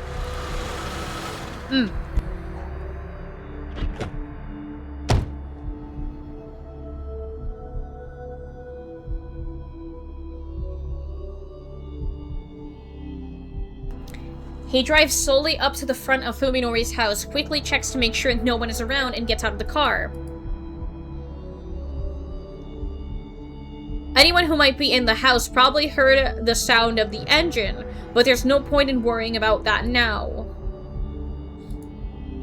Koji walks swiftly through the gate and yard to the front door. He puts his hand on the doorknob, foregoing the bell.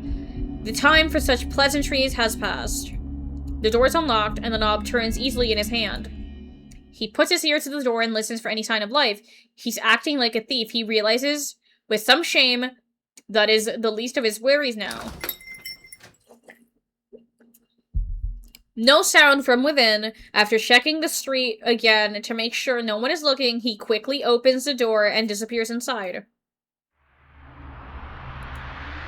An indescribable stink immediately assaults his nostrils. He is already prepared for anything. However, so rather than discourage him, the stench only sharpens his caution to a razor's edge. He has crossed this threshold many times in the past, and his memories of days spent here are still bright. So why? Why does he feel the same ominous, blood-chilling aura that permeated Ogai's home and cabin? Anger and sorrow seize Koji's heart, as though a dear friend's grave has been defiled.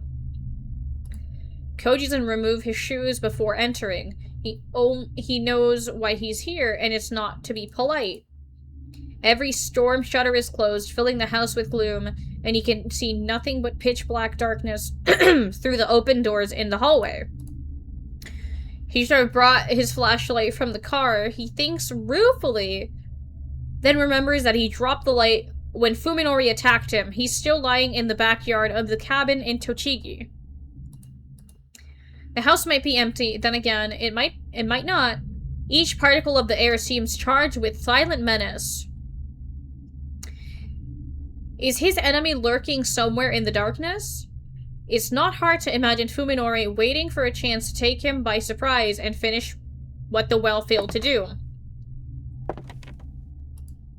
Koji walks down the first floor hallway, then climbs the stairs. Checks the second floor too. He moves slowly and carefully, keeping his senses sharp, but feels nothing watching him from the shadows. After completing his round safely, he is convinced that the house is empty. He suddenly realizes that his right hand is touching the cold steel of the gun in his pocket. Did he intend to draw the weapon upon encountering Fuminori? Now that Koji thinks about it, his own actions seem mysterious to him. Was he planning to do... What is he planning to do when he meets Fuminori? Will he lay into him with curses and epithets? Will he force him to turn himself in, or will he? Koji shakes his head. This isn't the time for such hopeless questions. You doing well reading tonight? I guess it's better than the first time. Where he sounded like a fucking third grader. If he keeps thinking, he'll stop moving. If he stops moving, fear will paralyze him forever. His only choice is to keep marching on. He has to close the distance to his prey. In any case, Fuminori isn't home. What from their reunion takes will probably be decided at the moment of their meeting. All Koji has to do is not hesitate when the time comes. Still, why does the whole house smell like stagnant water? It's been 3 months since Fuminori distanced himself from his friends. Just what kind of life has he been leading all this time? Koji enters the living room and feels along the wall for a light switch. The moment he flips it on, the answer to his question is revealed. What? Holy fucking Picasso. How far has Fuminori gone? Koji realizes that this is the first time he has encountered Fuminori's insanity in visible form. Jesus. From the dust piled in the corners of the room, it is clear that the paint was not applied recently. How many nights has Fuminori spent surrounded by this maddening array of colors? Why, if such obvious signs were available, why didn't Koji realize that something was wrong before it got this bad? Was he deaf to the dying screams of Fuminori's sanity? Was their friendship really so worthless? As he stands petrified in the unfamiliar living room, Koji directs his anger entirely at himself. If he could like nothing more than to apologize to Fuminori for failing to help him through his suffering. Koji feels that he might have been able to save his friend. Perhaps he is arrogant to think so. But if so, it is arrogance born of kindness. Koji passes through the living room and opens a sliding door to what leads to the kitchen. When he enters, he finds that the most disturbing of the house's many stenches is strongest here. Blood. The room is redolent with the smell of countless layers of blood grown stale over time. He peers into the well-used sink. Around the rim, he sees faint brownish-red blotches that water alone couldn't rinse off. Even more obvious are the stains on the dish rag. Such stains are proof that the rag has been used and reused countless times. But what could it have been used on to make that sickening burgundy color? Koji stares at the refrigerator next to the counter as though it was a monster waiting for him to we're a monster waiting to swallow him whole. He stands motionless until he's able to work up the courage to simply touch it. Then he steels himself, grabs a thick handle, and opens the door. Oh god. First, he'll check the freezer, then the refrigerator.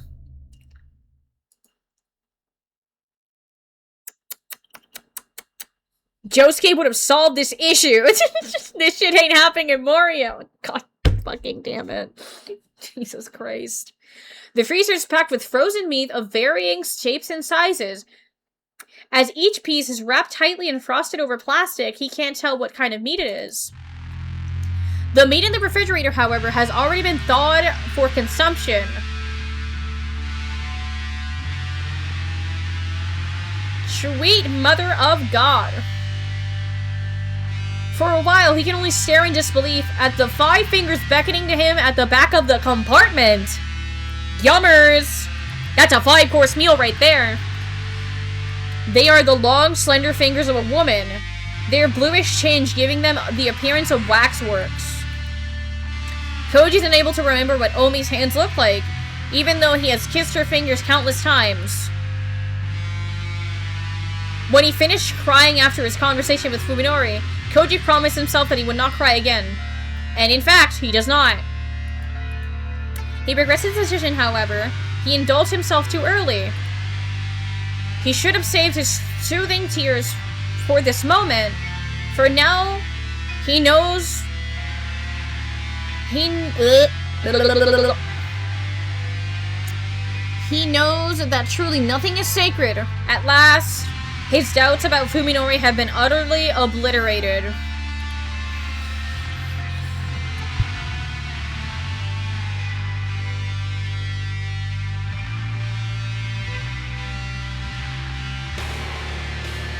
Sorry, I'm very phlegmy. Koji pulls Ogai's revolver out of his pocket and wraps his hands around its grip like he would a charm. Its definite presence, its promise of merciful annihilation, is the only thing keeping his sanity intact. He will surely use it to kill Sakisaka Fuminori. Not for revenge, not for justice, but to make this world once more a place governed by reason. For that purpose alone, he must eliminate the anomaly. He breathes deep, exhales, then lifts his hand before his face and stares at his spread fingers. Alright, he's not shaking. He is prepared to face his new objective.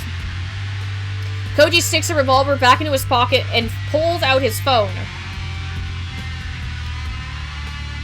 More decisions! Oh! Where's the, quick save? Okay. Let's call Ryoko.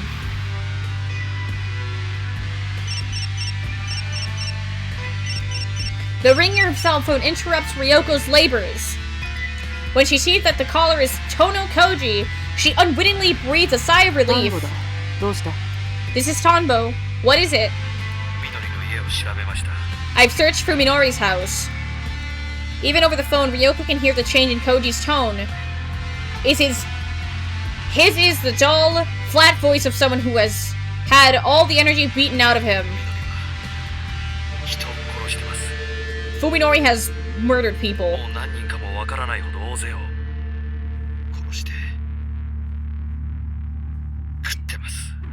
He's killed too many people to count, and he's eating them. His first steps into Ryoko's world have already brought him face to face with something particularly gruesome. In consideration of his probable state of mind, she decides to say nothing.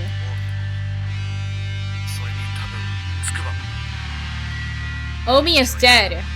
Koji continues. Tsukuba too, probably. Doctor, I was wrong.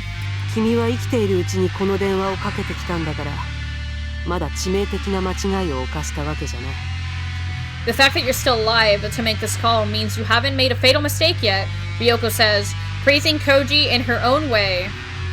Whether he is comforted or not is up to him. ともかく、もう今度こそ間違うな。Anyway, 私が戻るまで動くんじゃない。Anyway, don't screw up this time. Do nothing until I return. 君が相手にしているやつは、一筋縄じゃいかない相手だ。What we're dealing with here isn't going down easy. With her understanding of Saya deepening by the hour, Ryoko is able to make this declaration with new confidence.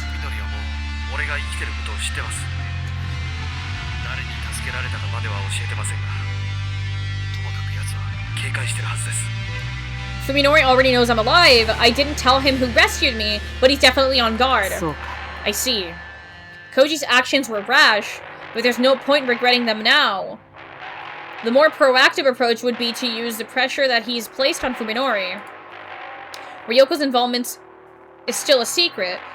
That makes her a wild card. Depending on how she plays it, this advantage could be decisive. Have you found anything? Not enough yet, Ryoko answers, glancing sidelong at the loose-leaf pages still scattered across the table.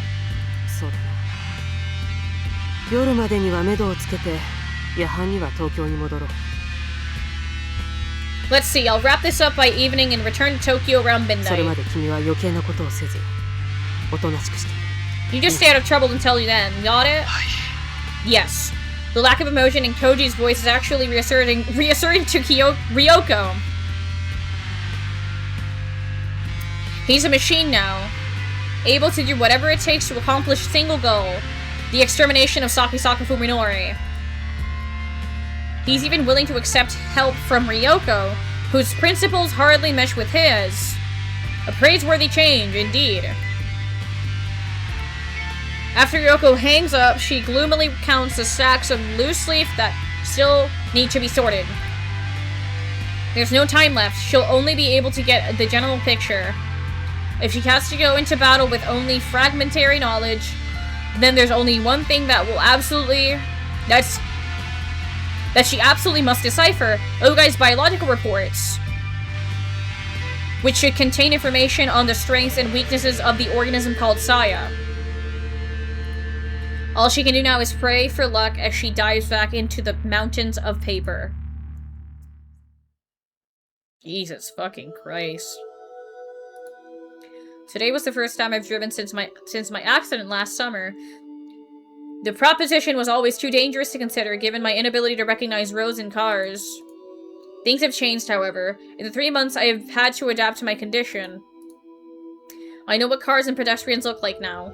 And even though I can't exactly see colors, I've learned to decipher lights and turn signals.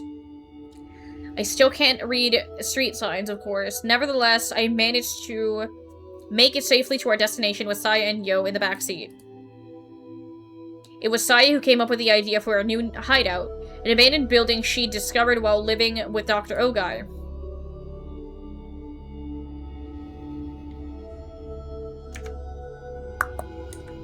Wait. What is he? I want to take a look at it. Damn it. Where's the whole full screen? How do I look at this image? That is very profoundly fucked up. Oh shit. Oh shit.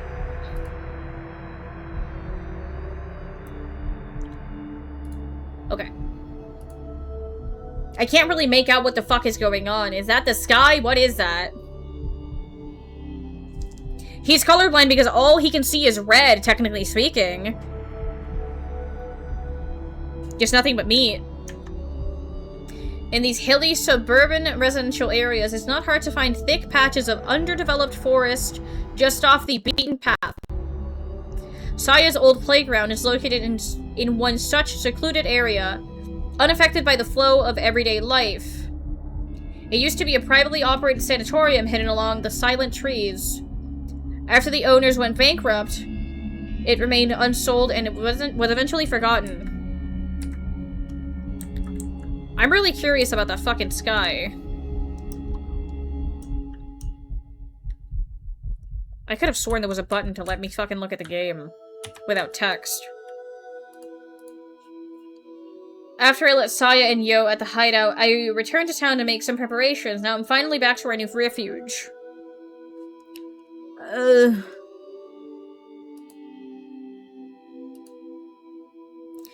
I like this ruin from the moment I saw it. Mountains of construction materials and garbage litter the front yard, forming a serviceable barricade. This place looks even less likely to receive any unwanted attention than our house. Since my brain sees humans as revolting monsters, places they've been tend to stink or seem covered in filthy slime. Ruins like these, long empty of life, are the places I find the most restful. ただいま。 I'm back. I call out to let them know that I'm not a stranger, then I go down to the basement where they're hiding. おかえりなさい。もう全然問題ない。一方通行の標識もどういうのか分かったし、スピードさえ出さなければどこを走っても大丈夫だよ。 Welcome back. で、そっちは Welcome back. Were you okay with the car? It was no problem at all. I figured out how to tell which roads are one way. As long as I keep my speed down, there's nothing to worry about. So how are things here? 一通り調べたけど、やっぱりあれからずっと人が来た様子はないみたい。ここは安全だよ。I took a look around. As I thought, there's no sign that anyone's been here since I found this place. It's safe. そうか。ならいいんだけど。 I see. Let's hope it stays that way. I'm a little worried that this abandoned building could become a hangout for biker gangs or homeless people. 多分表に積み上げてあるゴミのせい。あれ普通の人間にはちょっと耐えられないんじゃないかな。It's probably because of all the trash piled out front. Most people won't get anywhere near that, don't you think? I guess. It doesn't bother me at all. I rather like it, in fact. But of course, normal people would feel differently. で、文則の買い物はいいの見つかった？ So, how was your shopping? Did you find something good? ああ、もちろん。 I sure did. Interesting. I proudly unwrapped the weapon I bought from a camping goods store. A 1-meter-long wood axe, the biggest and sturdiest I could find. 刃渡り15センチ以上のナイフは銃刀法違反だなって張り紙してあるのに、その隣でこんなもの売ってるんだよ。お笑いだよね。I like how this was right next to a sign saying that long knives are illegal. Seems like you could do way more damage with one of these. I grip the axe with both hands, testing its dependable weight, then swing it like a baseball bat. The deadly steel blade sweeps through the air right where a person's neck could be. Yo, who sprawled out on the floor, flinches at the sound and curls herself into a ball. 切れ味とかどう？用で試してみたら？ How sharp is it? Do you want to test it on Yo? Jesus Christ, lady. いや、それはちょっと。I don't think that's a good idea. I definitely wasn't expecting Saya to suggest something so brutal. 心配いらないよ。今のような体だったら刃物とかの傷は割と簡単に治っちゃうから。You don't need to worry. Her new body can heal pretty easily from cuts and such. いや、それにしたって痛いだろ。But I'm sure it'll hurt. そっか。うん、そうだね。Oh, well, I guess you're right. It must have slipped her mind completely. She smiles at the oblivious Yo as if to hide her embarrassment, then says, でもさ、痛くされた時のようの声って、 But her それはそれで可愛いよね。 Okay. But her screams are pretty adorable, don't you think? By the way, the phone call choice determines the ending, so if you want to see both of them, you'll need to reload that save and pick the call. Okay, okay, good to know. Good to know. いや、やっぱり人間に斧で切りかかるってのは気が引けるよ。Well, I wouldn't feel right using an axe on a human. そうなの？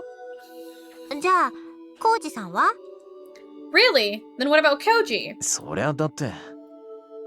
That's easy. Should be obvious, but I guess Saya still doesn't understand. やつは僕には人間に見えないから、切ろうが潰そうが平気なもんさ。I don't see him as human. I'll have no trouble cutting him into pieces. そんなに違うんだ。That really makes a difference? そうさ。人間には良心があるからね。Yeah, humans have a conscience, you see. どんなに憎い人間だろうと、人を殺すと思うとブレーキがかかるもんだ。そこが僕の勝算でもある。No matter how much you hate someone, you can't help but think twice about killing them. That's how I'll win. 本当に？ Really? Saya seems awfully subdued. I guess she's concerned about what'll happen when I have it out with Koji. 体格じゃあいつが上だし、普通に喧嘩したんじゃ勝ち目は薄いかもしれないけどね。He's bigger and stronger, so I might not have much of a chance against him in a straight-up fight. でも、僕にとっての化け物退治が、あいつにとっては人殺しなんだ。こいつは大きいよ。あいつはきっと、最後の瞬間で隙を見せる。But that's just slaying a monster to me, is murder. To him, this is big. He'll definitely hesitate when it counts. なんだか不安なんだよね。そういう心理戦っていうの確実じゃないっていうか。I'm a little worried, Saya says softly, staring at the floor with unusual gravity. You can never be sure how someone will react. It's dangerous to rely on that. She raises her head and looks straight at me. ねえ、やっぱり私が買った方が良くない？ Don't you think it would be better if I hunt him? I appreciate Saya's consideration, even though it could be interpreted as a lack of faith in me. She's still putting my safety above hers. Nevertheless, I can't accept her heartfelt suggestion. サヤの腕力だとさ、ヨウみたいな女の子なら楽にねじ伏せられるだろうけど、男を相手には厳しいと思うんだ。With your strength, you might be able to overpower a girl like Yo, but I think it'd be hard for you to take down a guy. The bitter memory of Saya's rape is still fresh in my mind. Saya falls silent for a moment, seeming to understand what I'm thinking, but then comes right back to stubbornly press her case. でもね、あのおじさんも最初の不意打ちはうまくいったの。大抵の人間はね、作用を見たら力が抜けて動けなくなっちゃうんだよ。My first attack went fine, though. Most humans go limp as soon as they see me. Phrasing. 病院だってそうだった。平気で話しかけてきたのって文則だけだよ。It was the same in the hospital. You were the only one who could talk to me. まあ、それも一理あるかもな。I guess you have a point.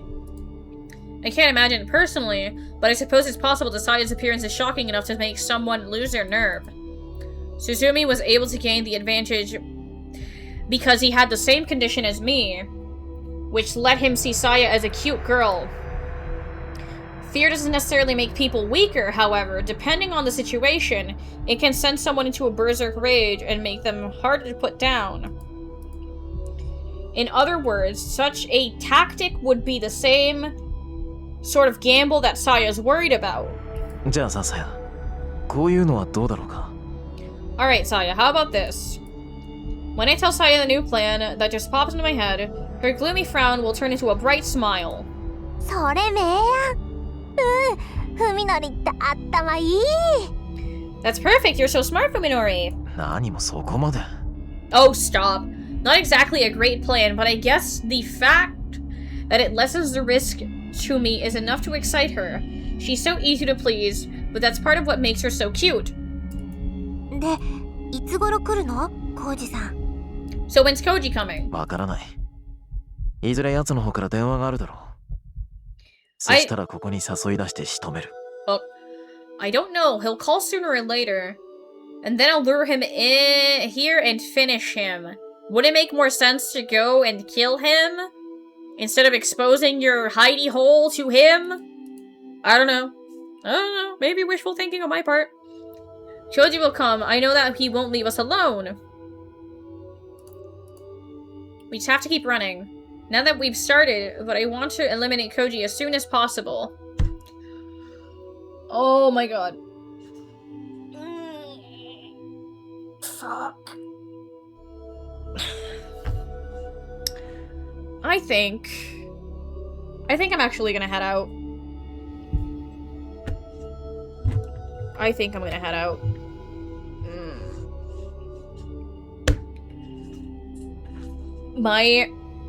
I've been sitting all day. I don't know.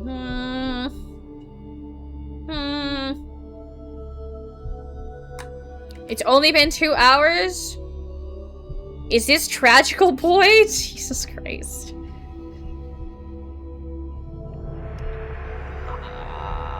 Two-hour Andy. 2-hour Andy. Fucking Christ. I think you're close to this ending. Do you? I mean, I can push it. Hold on. Let me see. Let me see how close I actually am.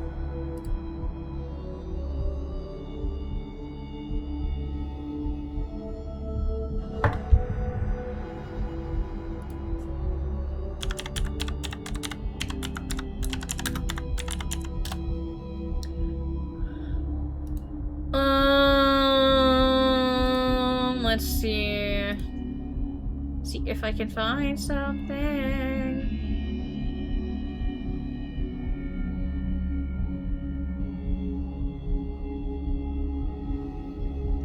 God damn it. Says about an hour from the phone call choice. Okay. Alright. I will power through then. Okay. Sorry, I'm just a little rickety. I'm gonna stretch real quick, see if that fucking helps.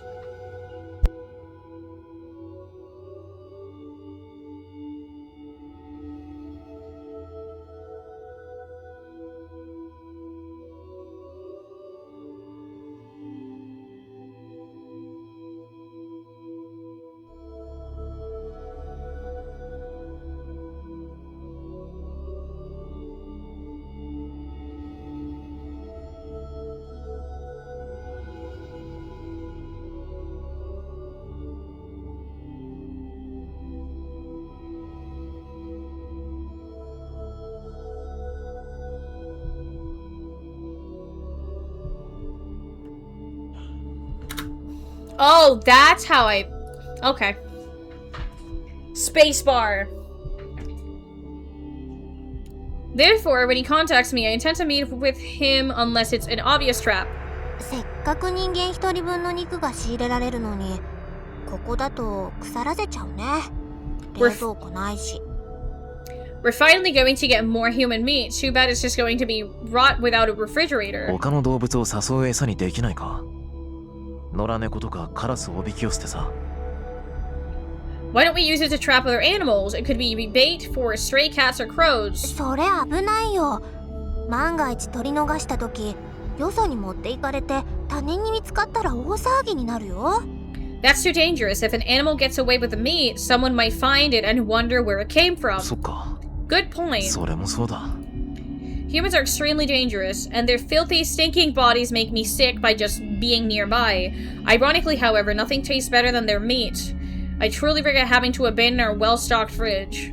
まあ、この辺だと森にもいろいろと住んでるから、そんなに食事には困らないんじゃないかな。The forest around here is full of animals. I don't think we'll have any trouble finding 3 food. 人分だよ。大丈夫かい？ We have 3 mouths to feed, are you sure? 任せて。これでもさや、狩りは得意なんだから。頑張っていっぱい捕まえてくるよ。Leave it to me. I may not look it, but I'm a pretty good hunter. I'll be sure to keep us well そう fed. か。じゃあ、今日からはサヤが一家の大黒柱だな。Okay, looks like you're gonna be the breadwinner for this family. へへ。 Saya giggles happily at my praise. I find these childish qualities of hers adorable. 今度はどのぐらいのんびりできるかな。She sounds so innocent that I read what she's saying. Yeah. I wonder how long we'll be able to relax this time. Because of the casual way she says it, I almost miss the emptiness to which her question leads. どのぐらいかな。 Yeah. Saya's right. This won't last forever. No matter how safe this hideout might seem, we will have to abandon it eventually. The slightest mistake could put our life together in jeopardy. Just like when I failed to silence Koji. Some dumb kids might decide that this old ruin is a good place to test their courage, or that this land might be targeted for a new development. In order to be together with Saya, I have chosen to live apart from society. We will never find lasting peace in this world teeming with humans, not unless we can somehow escape from 長 it. い旅だと思えばいいさ。 Think of it like going on a journey, just the two of us. I pull Saya into my arms and fold my hands around her slender shoulders, then whisper, どうせ人生なんて旅みたいなものなんだ。永遠に変わらない場所なんてない。 That is not a whisper, sir. Life is like a journey anyway. Nothing stays the same forever. 時の流れを見送るか、自分自身が流れていくか、それだけの違いだよ。 The only difference is whether time passes you by or sweeps you up in its flow. そうだよね。 I guess you're right. Saya smiles softly, perhaps in resignation, perhaps in sadness. Either way, there is peace and contentment in her expression. それでも一人ぼっちじゃないし。だからさやは寂しくなんかないよ。ふみのりもそうだよね。We'll be together, so I'm not lonely. You're not lonely either, are you? ああ、 No. I have no regrets. As long as I can hold Saya in my arms, I will gladly pay any price. それにね、 And besides, she adds brightly, trying to cheer me い up, つかは私たちが人目を忍んで暮らさなくてもよくなる日がきっと来るよ。 one day we そ won't れ have to は hide anymore. 約束してあげるから。 I can promise you that. It sounds like a fairy tale, but for some reason she seems absolutely certain. それは明日かもしれないし、ずっと先のことかもしれない。 That day might be tomorrow, or it might be far off in the future. いつ印が来るのか私にもわからないの。 It's my first 初め time, てのことだから。 so even I don't know when the sign will come. ほんのちょっぴり怖いんだけどね。 I'm a little scared. I have no idea what Saya's prophetic words mean, but this isn't the first time that she's said or done something mysterious. She's performed any number of miracles already. 僕らにも希望があるのかい。 So there's hope for us too. うん、 Yeah, she says with a cheerful nod. きっとそれがさやがふみのりに送ってあげられる最後のプレゼント。 It will さ be や my の最初で最後の務め。 It will be my last present to you, Fuminori, and my first and final duty. Well, that sounds ominous.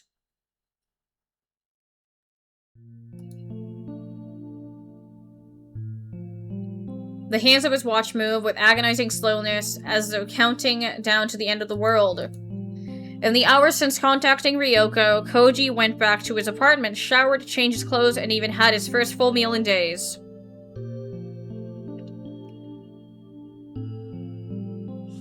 I can see that an ad is about to start.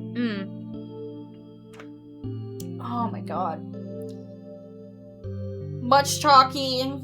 Very much talky.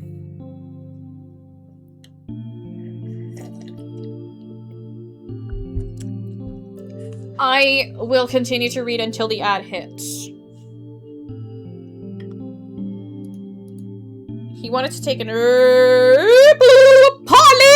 Polly and Thera! Hello, Polly and Thera! I love you, hello! Hi, Pookie, hi!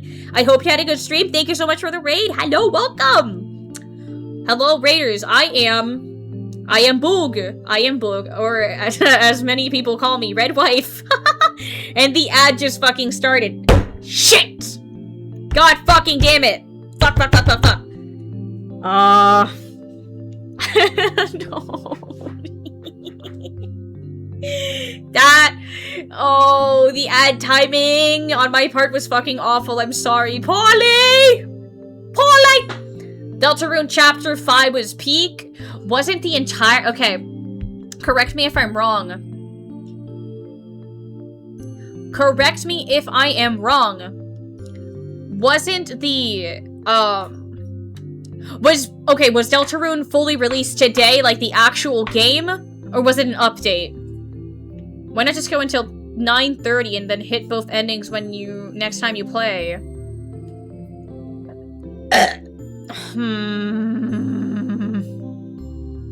I don't know. I'm not sure.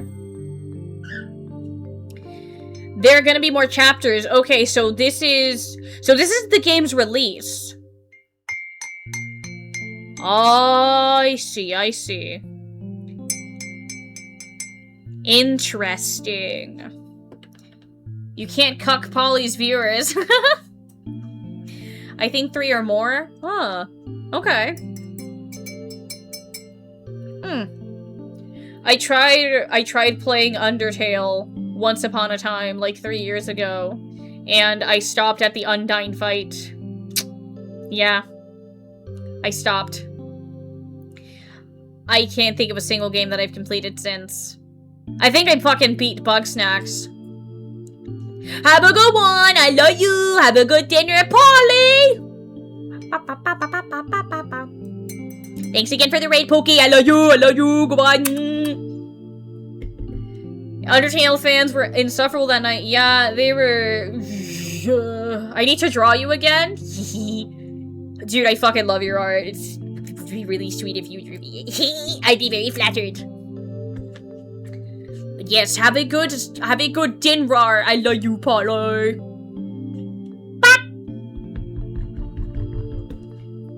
When ad end. Ad please. Ad please. Be gone. Be gone, thought. Review recent raise. What the fuck? Why do I need to review this raid that I have gotten recently? That is kind of dumb. Very, very stupid.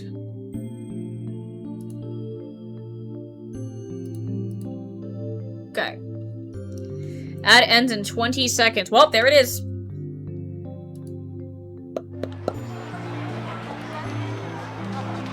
I guess these are just like real images, like painted over. With nothing else to do, he decides to wander the city until nightfall.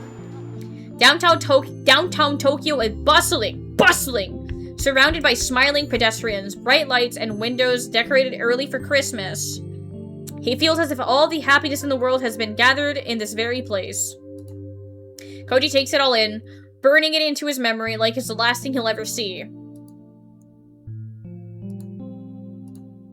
And is the world so beautiful because of the horrors that lurk in its shadows? The glow of the city can no longer warm him. Perhaps that is why it seems so precious.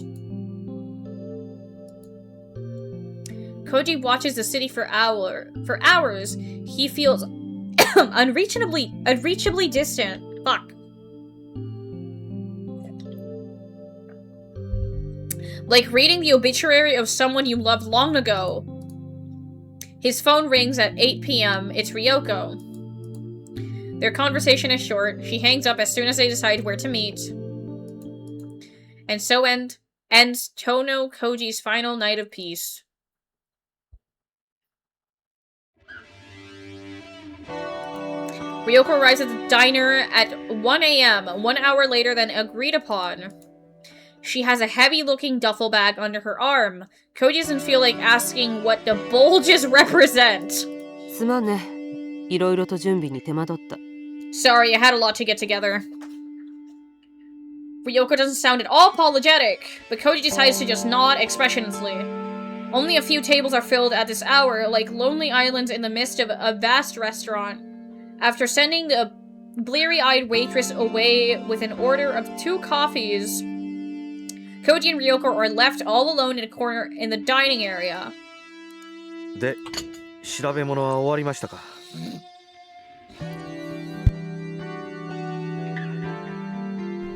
So did you find what you were looking for? Koji asks bluntly while sipping dutifully from his 3rd cup of watery, tasteless coffee. 待たせただけの甲斐はあると思いたいね。何分確証を得るまでには至ってないんだが。I'd like to think I didn't make you wait for nothing at least, though I'm still not sure of anything. みのりも相当じれてると思います。こちらから連絡すると言ったきり、丸1日放置してますからね。I think Fuminori is under a lot of stress. I left him hanging for a day since I told him I'd call. そんなにも彼は君との接触を意識してるのか? Do you really think you have him on edge? サヤっていう名前には露骨なほど反応してました。His reaction to the name Saya was very clear. In the silence that follows, Koji tries to soothe his parched throat with another mouthful of weak coffee. そうか。やはり鞘なのか。 I see, Ryoko mutters, so it is Saya. It's obvious that her grimace isn't for the 今 coffee. なら田んぼ先生はもう答えを知ってるんですね。 You know, don't you? 鞘というのが何なのか。 Koji asks, his tone almost confrontational. You know what this Saya is. Ryoko tries to ignore Koji's question by nursing her coffee, but that only works until the cup is empty. Staring at the brown stain at the bottom of the cup, Ryoko says her voice hard and flat. 君は私の忠告を無視した愚か者なわけだが、 You were foolish enough to ignore my warning once. もう一度だけ証拠りもなく言わせてほしい。殿君、君は手を引いて全てを忘れるべきだ。 But I'm just as stubborn as you, so I'm going to say this one more time. Go home, Tono, and forget everything that's happened. 証拠りもないですね。 You really are stubborn, Koji replies, smiling bitterly instead of glaring at her like he did before. 俺がまだ先生や文則とは境界線を挟んだ反対側にいるとでも。 Are you saying that I still haven't crossed the line separating me from you and Fuminori? 君はまだ一番致命的なものまでは見ていない。 You still haven't seen the most damning part of this. 君にとってこの事件は無二の親友がいきなり正気を失ってに目覚めたっていう、ただそれだけの内容なんだろう。 As far as you're concerned, Ryoko continues with a disparaging smirk. Your best friend in the whole world suddenly went crazy and became a cannibal. That's all this thing is to you, isn't it? That's all? The things that Fuminori has done are so horrifying that Koji's only recourse, his only hope of coping, is to kill the man who was once his friend. Yet despite that, Ryoko makes this nightmare sound like just the beginning. Koji still doesn't understand where her morbid cynicism comes from, nor does he want to. それだけじゃないとしたら、残りは先生の妄想なんじゃないですか。 You say there's something more, but aren't you just imagining it? そう思えるならまだ君の傷は浅いってことさ。 See, that's how I know your wounds are still shallow. Her brusque tone says that she doesn't care whether or not Koji is satisfied with her 今 explanation. ならまだ時間が君の傷を癒してくれるだろう。君は最後の一線を踏み越えていない。 If you back out now, they'll probably heal, given time. You haven't crossed the final line yet. Koji considers Ryoko's words calmly, without letting himself get emotional like before. The final line, true, Fuminori is somewhere beyond that. Although Koji has gone far enough to be willing to kill Fuminori, he has no intention of eating his enemy's flesh once he's dead. That, at least, still separates the two. Then what about Ryoko, who has treated Koji like an ignorant fool ever since she saved him from that well? How close is she to Fuminori? 先生の傷は俺よりも深いと。 You're saying your wounds are deeper than mine?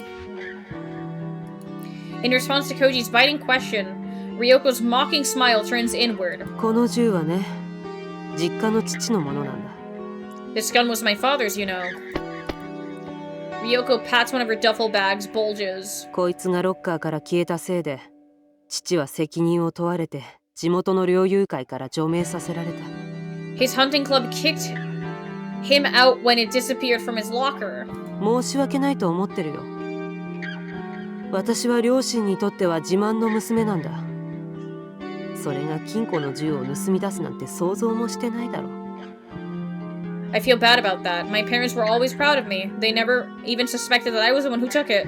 そうするだけの必要が先生にはあったと。 So you had a good reason for taking it? いいや、全然。 No, not at all. Her quick denial isn't what Koji was expecting. その頃にはもう王外のことは一見落着していた。少なくとも私はそう思っていた。 At the time, the Ogai mess had already ended. At least that's what I thought. 奴は姿を消したきり、もう二度と私の前には現れないだろうと安心してた。 He'd vanished without a trace, and I was sure I'd never see him again. この銃で何かを撃とうとか殺そうとか、そういう必要があったわけじゃない。 I didn't steal his gun because I needed to shoot someone. 眠れなかったんだよ。ただそれだけ。 Then why? Because I can sleep, that's all. I like green hair. I'm impartial. I am very impartial. Ryoko pauses, perhaps needing time to decide how to best explain. それまではベッドサイドにナタを隠しておいたんだ。 Why would I 一 give 人で myself 部屋に green いるの hair? が耐えられなくてね。 Until then, she continues choosing her words carefully. I was sleeping with a machete next to my bed. I couldn't stand being alone at night, you see.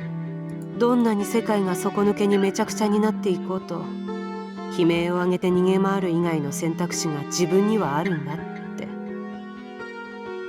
I needed to know that no matter what horrors the world might hold, I still had power against the madness.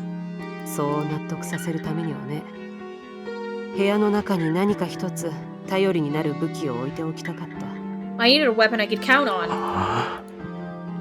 Koji doesn't know what to say. He's amazed, impressed even that someone with such a serious case of delusional paranoia could function as one of T University's top doctors. Estoy cansada. That's your Spanish for the day. でもそれじゃ大した効き目はなかった。悪夢は日ごとにひどくなっていく一方で、 It didn't work though. My nightmares kept getting worse. 安眠するにはナタじゃまだ足りなかったんだ。それで父の銃を盗んできた。 A machete just wasn't enough to let me sleep peacefully. That's when I stole my father's gun. こんな風に重心を詰めるとね、散弾がもっと広範囲に飛び散るようになって殺傷力が増すんだそうだ。 By cutting the barrel down like this, the shot spreads over a wider area and causes more アメリ damage. カでも重罪になる改造なんだとさ。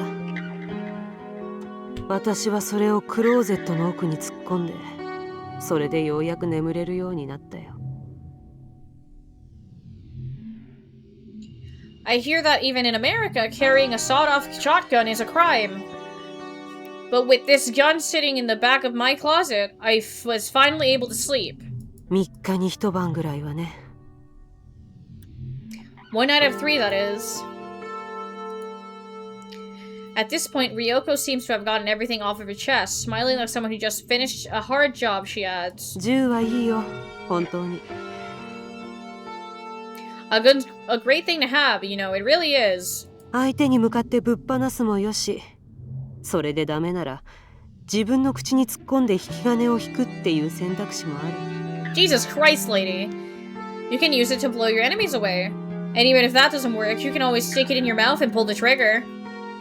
先生は専門家の治療を受けるべきです。 Doctor, you need help. Hold on.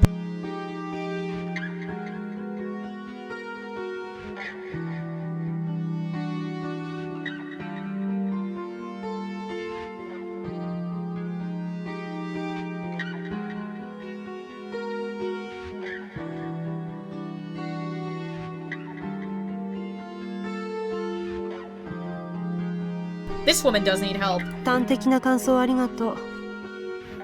でもね、君だって他人事じゃなくなるよ。これ以上先に進むんならね。 Did you hear me hacking up and coughing like a fucking old lady?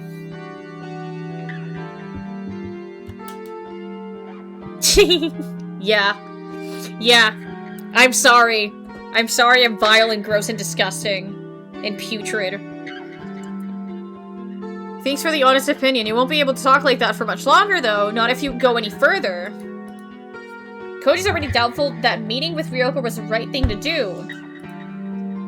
The one thing that he and Ryoko have in common is the unwillingness to leave Fuminori and to the proper authorities. Fuminori only killed Koji's lover and friend, but even went so far as to defile their corpses, Koji isn't about to give him the chance to get off on an insanity plea. No matter what crimes he must commit, Koji will end Fuminori with his own two hands, even if he doesn't. He knows that he will never sleep again. Ugh. It helps to have a partner in crime, but only when that partner doesn't cause trouble. Ryoko talks big about exposing Ogai's secrets, but she might just have a head full of delusions. Koji needs to rethink this whole thing. この先全てを先生に任せろというのなら、先生のこと信用させてください。 If you're telling me to leave this up to you, Koji says with unflappable determination. What the fuck? What does that even mean? Then please give me some reason to trust you. 先生をそこまで追い詰めるほどのものがオーガイっていう男にあったという証拠を、彼が何をしでかしたのか全て俺に見せてください。 Prove to me there's a reason for you to be so obsessed with Ogai. Show me what he did. そこまで言うかね、まったく。 So you're determined to go all the way. Oh well. 一行読んだら続きは次のページの同じ行だ。まあ触りだけでも読んでみるといい。 Ryoko smirks and shakes her head ruefully, but puts up with no further resistance. She pulls a stack of paper from her bag and hands it to Koji. The loose-leaf sheets are bound with string. After you read one line, it continues on the same line of the next page. Anyway, just skim it. As directed, Koji looks through the handwritten pages and gives up after less than 3 minutes. 怪奇 SF の草稿か何かですか。罪のない悪ふざけですね。彼にはこんな子供っぽい趣味があったわけだ。 Thank you for the 3 strokes, Meta! Is this a draft for a horror movie or something? Horror novel or something? I didn't think Ogai had such childish hobbies. Koji deliberately scoffs at the document, doing everything he can to show contempt for what he had just read. At the same time, he tries to desperately not remember the mountain of bones in Ogai's bathtub, and the unidentifiable smell permeating Fuminori's house. 1年前、オーガイがうちの大学に持ってきた資料も、その文章と同じぐらい突拍子もないものだった。 The specimens that Ogai brought to the hospital 1 year ago were just as unbelievable, Ryoko says, coldly ignoring Koji's disdain. やつは大学の機材を無断で使ってこっそり検査をしようとしたらしい。 Apparently he continued its research in secret, using our supplies without permission. だがドジを踏んで露見した。そこから先はもう大騒ぎでね。 But he made a mistake and it was discovered. That's when things got crazy. オーガイが使おうとした機材から察するに、やつはそいつを P3 レベルのバイオハザードとして取り扱うつもりだったらしい。 Judging by the equipment he was trying to use, he meant to treat this experiment as a P3 level biohazard. その程度の用心で十分だったのかどうかも知れたもんじゃないんだな。 To be honest, even that might not have been sufficient for what he was dealing 近隣 with. の住民を退去させるべきだったんだが、まあそこは偉い人たちが偉い人なりに頑張って全部なかったことにしてくれたよ。 We should have evacuated the nearby civilians, but the big shots did their thing and made the whole mess disappear. その代わり私たちはキャンバス中のネズミを一匹残らず駆除する羽目になった。ネズミとかつてネズミだった何かをね。 In exchange, we were left with the task of exterminating every single rat on campus, including things that used to be rats. At their first meeting, Ryoko brushed Koji off when he asked about Ogai Masahiko. Now, however, she's telling the whole story, her voice as flat as emotionless as the machine's. 事の究明には結局皆が匙を投げた。 In the end, everyone gave up trying to explain what happened. オーガイが持ち込んだ資料がどういう起源のものなのか、誰にも突き止めることはできなかった。 No one could figure out where his materials had come from or what they were. まあ結局みんな懸命だったわけだ。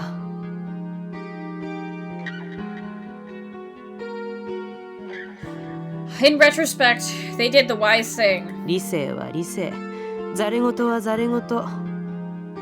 そういう線引きを危うくしないで済む程度ってもんを心得ていた。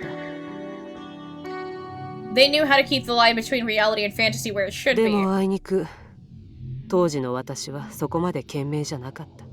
I unfortunately was not so wise. Ryoko pauses for a moment, then grins with self-disdain, so maniacal that it strikes Koji like a あ blow. れこれ探って暴き出して、私はオーガイが何をしていたのか知った。 I searched everywhere for Ogai, flushed him out, and finally learned what he'd been doing. 彼が関わっていた連中や彼をそそのかした連中も突き止めた。I found the people he'd been dealing with and who had encouraged him to perform his experiments. ナタと添い寝するようになったのはその頃からだ。That's when I started sleeping with a machete. この世の理性ってものがどんなにタガの緩んだ穴だらけの頼りない代物なのか理解するようになったのはね。I learned just how absurd, how hollow, how worthless our precious reason is. As though fleeing from the quiet insanity that he keeps glimpsing in Ryoko, Koji finds himself paging through the loose leaf in his hands. He reads a line at random. The organism's flesh is not fibrous, but reticulated. Put simply, it is an extremely tough substance that expands and contracts not in one direction, but in all directions. This means that slashing or piercing damage has very little effect, since the flesh can contract in any direction freely. Any wound would be sealed instantly. It's nonsense. What else can it be? If he lets himself believe it, then everything else, all the logical rules that define the world, will be rendered meaningless. じゃあ先生は信じるんですね。この内容を。Do you believe this? Do you believe what's in this, Doctor? 疑う理由なんてとっくの昔に見失ったからね。I lost any reason to doubt it a long time ago. Ryoko reaches through a duffel bag again, this time removing a stainless steel thermos that looks able to hold about liquid. こいつが鞘を倒す切り札だ。調達するのに手間取ったが、多分こいつは敵面に効く。This is a secret weapon that'll let us defeat Saya. It was a pain to get, but it should work like a つ charm. いていけません。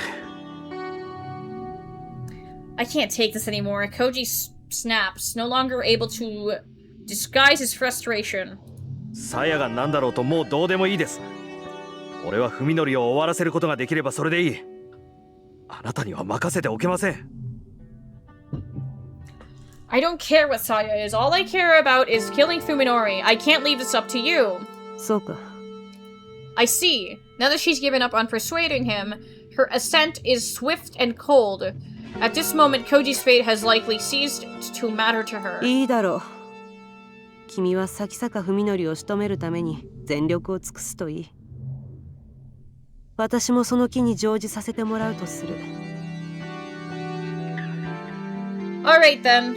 You do everything you can to take Sakisaka down. Take advantage of the opening. I'll take advantage of the opening you create. 君の邪魔はしないし、君が仕損じた時にはきっちりと私が帳尻を合わせてやる。I won't get in your way. I'll even take care of things when you screw up. Despite the determination in her voice, Koji can't bring himself to trust this paranoid doctor completely. あなたの持ち合わせている理由で文則を殺せるんですか？ Do you have a reason to kill Fuminori? 潔癖症なんだよ、私は。ああやって人の世界の拉致外に隠れ住んでいるような奴らが我慢ならない。I like things neat and tidy. I can't stand people like him who lurk outside of the world. 奴らは寝室のゴキブリだ。枕元でカサコソ這い回る音を無視して眠れるか？ They're like cockroaches in your bedroom. Can you sleep with them scuttling underneath your pillow? 見つけ次第殺して駆逐する。そうせずにはいられない。私の精神衛生上の問題だ。The moment I find one, I kill it and stamp it out of all trace of its existence. I have to, for the sake of my mental well-being. Her reasons are similar to Koji's own. He doesn't want to bring a murderer to justice, nor does he want revenge for Omi and Yo. If he did, he could have left everything to the police. The reason he can't is that the villainous Fuminori, the man he believed was his friend, has turned his whole world upside down. Everything and everyone with part in this madness is to blame, and that includes himself for allowing the betrayal. His self-loathing, his desire to destroy, is what keeps him on his feet. さあ、それじゃあチェックメイトに駒を進めよう。先坂君を呼び出すといい。Okay, let's move in for the checkmate. Go ahead and call Sakisaka out. Koji nods, pulls his cell phone out, and calls his friend for what will be probably the last time. The call goes through quickly. Fuminori must have been waiting for it. 待たせたな、文則。こっちの準備は整った。Sorry to keep you waiting, Fuminori. I've finished my preparations. コージ、今どこにいる？ Koji, where are you? Fuminori must have been quite anxious to hear from Koji. His voice is hard and completely お emotionless. 前のすぐ背後とでも言っておこうか。 Let's just say I'm right behind you. Koji can't help but smile at Fuminori's disappointment. Perhaps Ryoko's maniacal sadism has rubbed off on で、 him. 筑波を解放する決心はついたのか？ Well, have you decided to let Fukuba go? 背に腹は変えられない。 Yeah, I suppose I have no choice. He's lying, Koji thinks, remembering the contents of Fuminori's refrigerator. Just what part of Yo did you eat, huh? Did you carve that poor girl up like a pig? お前は集めた資料のすべてを証拠ともども持ってこい。その内容を見て納得できたら、僕らはヨを引き渡す。 Bring your evidence along with all the files you've gathered. When I'm satisfied that they're the real thing, I'll hand Yo over. いいだろう。場所は？ Fine, where? まずは温泉の Y 駅まで来い。そこでお前が一人なのを確認してから、詳しい場所を教える。 First, come to the Y station on the O line. When I'm sure you're alone, I'll tell you the exact location. 念の言った話だな。 You're being awfully careful. 妙な細工はなしだ。45分以内に来い。 No tricks, you have 45 minutes. Fuminori hangs up without waiting for Koji's response. 俺が単独なのを確認するまで居場所は教えないつもりみたいです。 He won't tell me his location until he's sure I'm alone. ただの医大生にしちゃ心得てるな。感心だ。 Not bad for a medical student, I'm impressed. Ryoko's praise sounds serious, drawing a glare from Koji. 私の車はここに置いていこう。殿くん、君の車のトランクに人一人が入る隙間はあるかい？ We'll leave my car here. Is your trunk big enough for me to fit 大 inside? 丈夫ですが。正気ですか？映画の見過ぎですよ。 Yeah, but are you serious? You've seen too many movies. そんじょそこいらの映画よりは危険な冒険なんだよ、これは。 This adventure is more dangerous than anything you've seen in a movie. With those bold words, Ryoko grabs her duffel bag and rises from her seat. で、この店を待ち合わせに選んだのは君だったな。 She can be made travel size? Don't even. Weren't you the one who chose to meet here? そうですが、何か？ Yeah, why? コーヒーの責任を取れ。 Take responsibility for the coffee, she says, and tosses him the check! What the fuck? Oh, well, yeah, I mean, he did get pretty shitty coffee. Even after Koji arrives at Y Station as directed, Fuminori calls him and makes him change locations 3 more times. Koji's beginning to doubt that Fuminori is watching. He might just be using time to guess when Koji arrives at each designated location. Nevertheless, Koji can't let his guard down. Fuminori might choose any moment to make sure that he's alone. If he makes a mistake and puts Fuminori on alert, Ryoko will lose her chance to take him by surprise. She'll just have to put up with a cramped trunk for a little while longer. After the nature preserve and the dry riverbed, the 4th location, to which Fuminori sends Koji in the thick forest at the top of the foothills, high above the developed area at their base. This car's GPS shows a road that leads nowhere, but according to Fuminori, there should be an old abandoned sanatorium there. The park and river were empty this late at night, but during the day would likely have considerable traffic. This time, however, his instinct is telling him that it's definitely a place that no one could find, not even by accident. It looks like this is the final stop. Koji drives to the steep incline, soon leaving the residential neighborhood behind. Even though the hands of progress are right at its doorstep, the undeveloped forest is darker than he expected. This looks like a great place to live in secret, or to kill someone and hide the body. Places like this, lost and forgotten, aren't found only in deep jungles and hidden valleys. Holes in the world are everywhere, even in the midst of civilization. A broken down gatepost suddenly appears in Koji's headlights, like a ghost rising from the darkness. It looks like this is the final stop. He rolls up to the gate and turns off the engine, giving himself to the silence of the forest. His phone starts ringing almost immediately. He doesn't need to check who it's from. 着いたぞ。 I'm here. 聞こえてた。ようこそ我が新居へ。 Yeah, I heard you. Welcome to my new home. Fuminori's nearby, close enough to hear the sound of the engine. A shiver of excitement shoots up Koji's spine. 中に入ってこいよ。ようも待ってる。 Come inside, Yo's waiting. Fuminori hangs up without another word. After grabbing his new flashlight from the glove compartment, and checking the revolver is still in his pocket, Koji opens the door, making sure to pop the trunk at exactly the same time. Ryoko shouldn't need any more explanation than that. Realizing that the interior roof light will stay on and broadcast that the trunk is enclosed, Koji quickly unscrews the bulb, then gets out of the car and deliberately slams the driver's side door hard. Mounds of trash litter the front yard, forming a serviceable barricade. Koji sees everything from small refrigerators to mopeds to huge chunks of concrete and plaster that must have been abandoned by construction workers. The fact that they could get away with leaving all this stuff behind shows how remote this place is. Glancing sidelong at the rear of his car, Koji sees no movement inside the barely open trunk. Ryoko knows what she's doing. She'll probably wait until Fuminori's attention is focused on Koji before making her move. The moon is brighter than usual, allowing Koji to walk through the front yard without tripping on debris. Staying alert, he heads for the building beyond the mountains of trash. Something must be buried underneath the piles of garbage, because the whole yard is filled with a sharp stink of chemicals. Even the homeless probably wouldn't come to this place. If you need to get out of the wind and rain, there are plenty of shelters more suitable.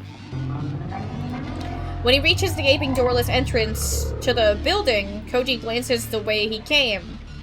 His car parked at the gate is hidden behind the mountains of trash. Even if Fuminori is watching from inside the sanatorium, he shouldn't be able to see Ryoko crawl out of the trunk. It looks like she'll get her chance to take him by surprise. How many times has he stood like this, alone in some ominous silent place like far removed from his everyday life? Speaking into deathly quiet houses to find traces of unimaginable happenings has become as normal as going to class. The houses that he explored before were like freshly shed cicada shells, empty and dilapidated. But with traces of the life they had sheltered, this place, however, is different. A perfect ruin. Its walls and pillars rising from the dark forest like an army of ghosts, with no sign at all people once lived here. The structure resembles a skeleton more than a shell. Time and elements have stripped it of its former shape, and now there is only death. Koji has gone as far as he can. This must be the final stop. What will Fuminori's next move be? He must be planning to kill Koji but now? Bleh, whatever. Just as he's about to turn on his flashlight, Koji reconsiders. If he wanders around with the light on, he'll be broadcasting his exact location. That will give the advantage to Fuminori, who's probably lying in wait for him right now. He holds the light before him in his left hand with his finger poised on the switch. In his right hand, he raises the revolver, keeping it pointed on the same direction. Now ready to fire when he turns on the light, Koji steps quietly into the dark ruin. It takes a while for his eyes to adjust, but even when they do, he has only moonlight streaming through the empty windows to guide him. Everything appears gray and indistinct. However, Fuminori has to deal with the same conditions as if he's hiding here. In this battle of nerves, exhausting and deadly, where the first to make a sound and give away his position will lose. The rooms on both sides of the hallway are all open, some are even missing their doors. Koji creeps up to each entrance, checks to make sure no one is inside, then carefully proceeds on. The stink that he noticed in the garden changed. Now it smells like more organic rotting meat. It's the exact same smell that filled Rubinori's house. The organism's flesh... Koji grits his teeth and forces the madman's word out of his head. What good can come of taking them seriously? This isn't the time for such useless... Squitch! Koji freezes and stares down the hall. It was a wet sound that he heard just now, like someone dragging their feet through a swamp. And it came from the room at the end of the hall. Something is there, something alive. Koji creeps towards the sound. His light and gun are at the ready.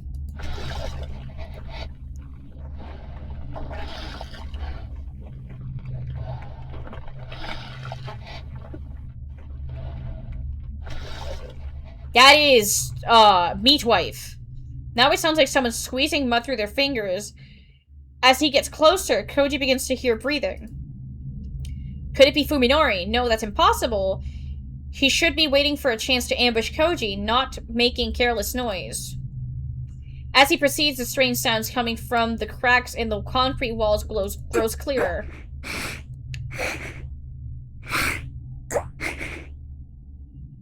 Jesus Christ. Before he knows it, he's standing in the threshold. The room is filled with a thick, viscous darkness, just like every other room that he's passed. There's more than just darkness, however. Something is there. He can hear pained breathing, like that of a wounded animal, and what sounds like sobbing. Sobbing! Who's there? Koji whispers into the darkness. Now that he's given away his position, he might as well turn on his light. For some reason, however, Koji feels that to do so would have disastrous consequences. I bet that's Yo. The last time I heard her voice on the phone, she was sobbing. The wheezing suddenly stops. Koji. Oh god. A whisper comes out of the darkness. Though not a human voice. Not by any measure. It speaks some blasphemous semblance of human words. A nightmarish flash of insight connects the dots in Koji's mind. Tsukuba? It can't be. Yo doesn't like the sound of this. She doesn't smell like this. Yo doesn't sound like this. She doesn't smell like this.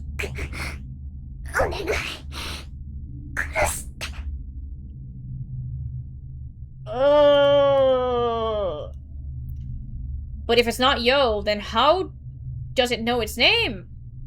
Why is it begging him for help? No, it can't be Yo. She's human, not some creature that slithers and hides in its shadow.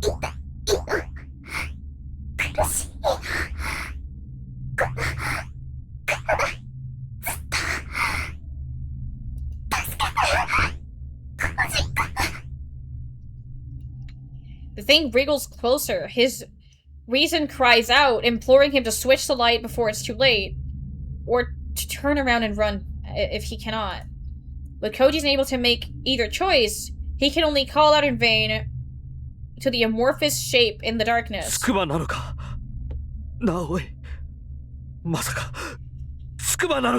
Is it really you, Tsukuba?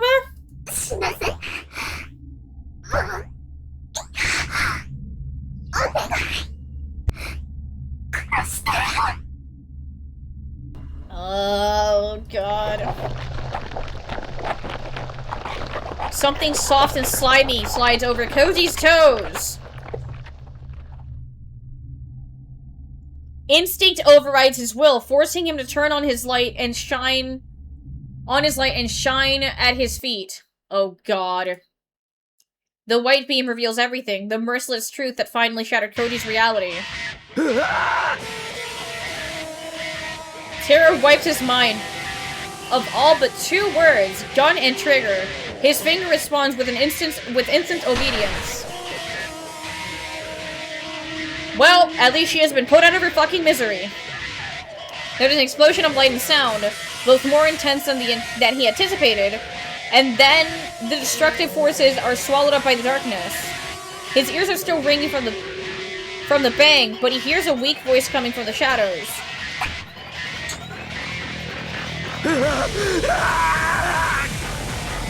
Koji screams and pulls the trigger again and again, certain that salvation can come from only the barrel of his gun. Jesus Christ. Light and darkness, explosion and silence. They dance before him 3 more times. Koji doesn't even need to aim. The horrible creature right at his feet. Far too close to miss. Jesus fuck. Ryoko warned him how many bullets were left in the gun, but that information has already been driven from his mind. Even after the cold, heavy gloom wraps around him once more, Koji keeps pulling the trigger like a man possessed, paying no heed to the clicking of the empty weapon. His panic-stricken legs suddenly give out, sending him down a hard on his backside. Jesus Christ. Oh, Jesus fuck. Even then, he keeps firing the empty gun. He knows no other way to erase the memory of the thing that he glimpsed in the beam of his flashlight. The light, which fell from his hand during the attack, is now pointing in a different direction. And though all 4 bullets must have hit their target, they were Koji's last card to play. Music is a little distracting. Hold on.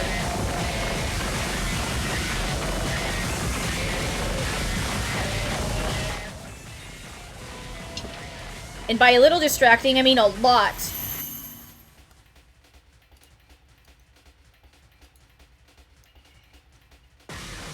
Which leaves him alone in the darkness with no way to defend himself, and he just realizes this. A mass of rotting flesh rolls over him like a tidal wave.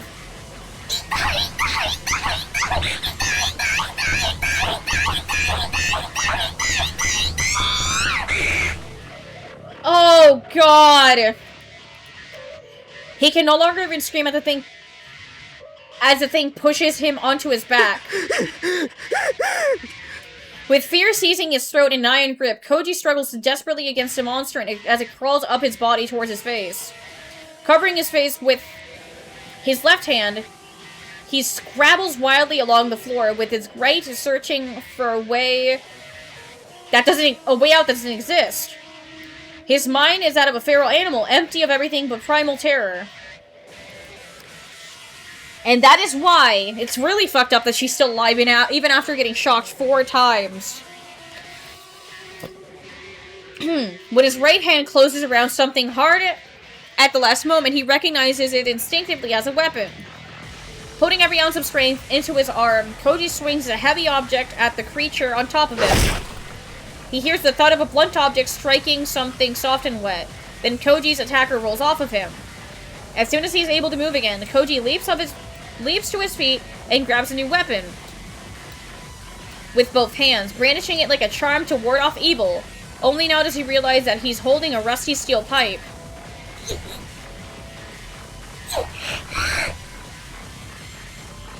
This is so fucked up. The monster is still sobbing. With a cry that is part scream, part roar, Koji raises the steel pipe and brings it crashing down on the cowering creature. He hears a wet sound and feels the blood-chilling sensation of its thick, soft flesh absorbing the blow. These combine to evoke an instinctive loathing that wipes his mind of all but the urge to destroy. Also, those commands are really close to each other. Like, very, very close to each other.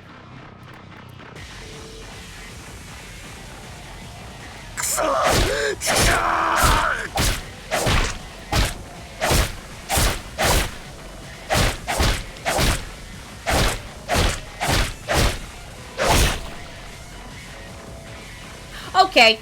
Alright. Oh my god. Koji doesn't stop thrashing the creature until he recovers enough of his senses to realize that whatever it is might have been before. Whatever it might have been before is now nothing but a corpse. The pipe in his hand, covered in unidentifiable fluids, suddenly feels unbearably heavy. 君はまだ一番致命的なものまでは見ていない。 Ryoko's voice plays back in his head, and at last he knows how merciful her warning was. Now that his eyes are as open as hers, he is able to laugh in contempt of his own foolishness. 20 years of memories in light of the sun.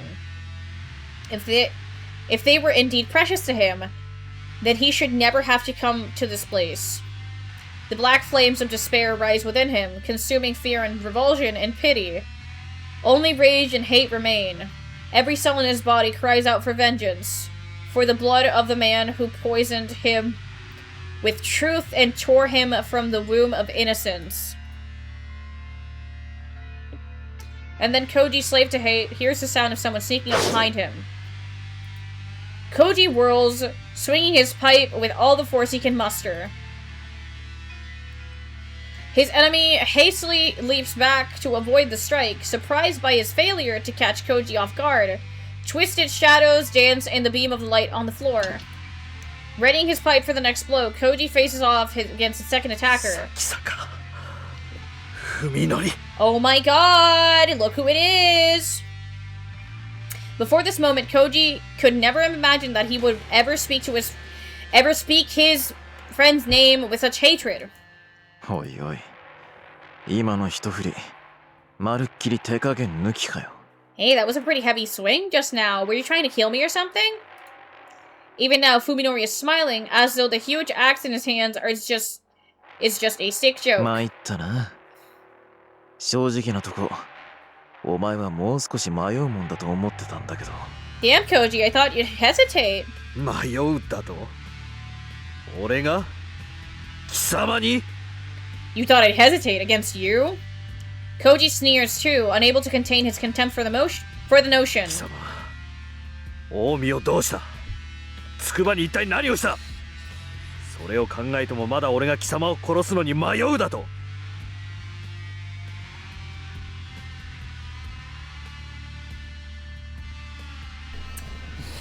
Koji sneers too, unable to contain his contempt for the notion.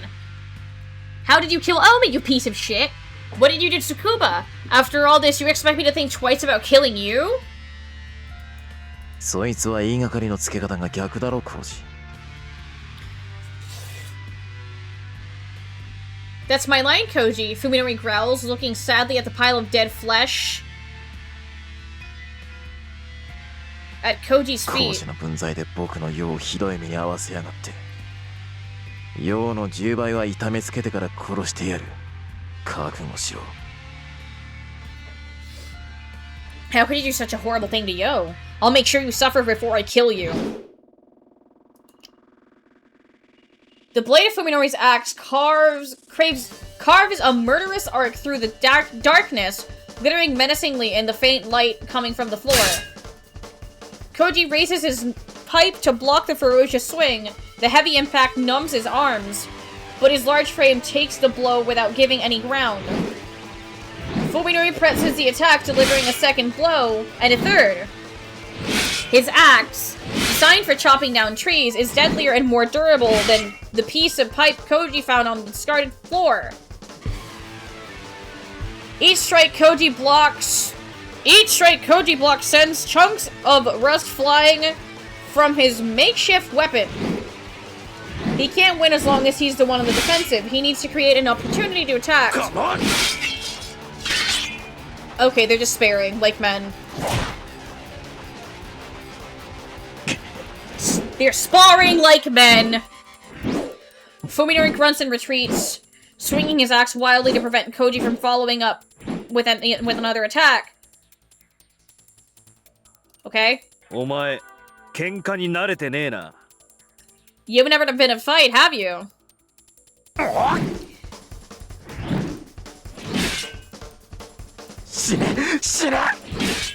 Okay.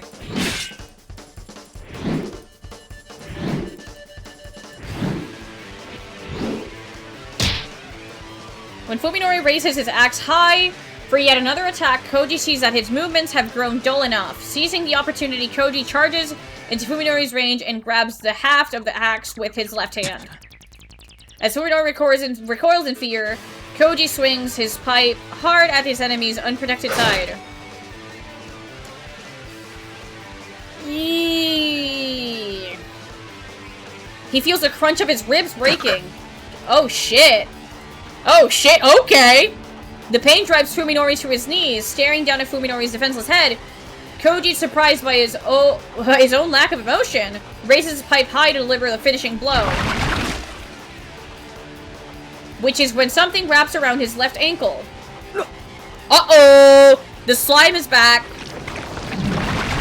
The instant Koji panics at the unexpected sensation, something soft yet strong winds itself around his right leg and drags him to the floor before he can resist. He twists his body and tries to swing the pipe at the unseen enemy behind him. But his right hand, too, is seized by the same flexible force. He wasn't able to feel it through his pants. Hey, yo? But now his blood turns ice at the cold, slimy sensation of the thing wrapped around his uncovered wrist. That monster's still alive! Saya. That's it, Saya, Fuminori says encouragingly. Even while kneeling on the floor, his face twisted in pain, he manages a terrible, victorious grin. Saya, this monster is Saya. Koji struggles desperately to free his limbs from the creature's slimy grip. A more tentacles swarm over his body, stealing his freedom of movement. The horror has already driven Koji half mad. Just imagining the creature's appearance is enough to send him into a mindless panic. His scream is suddenly cut off as a slimy appendage seizes his throat. This most deadly tentacle isn't just cutting off his windpipe, it's trying to snap his neck, and it's getting tighter.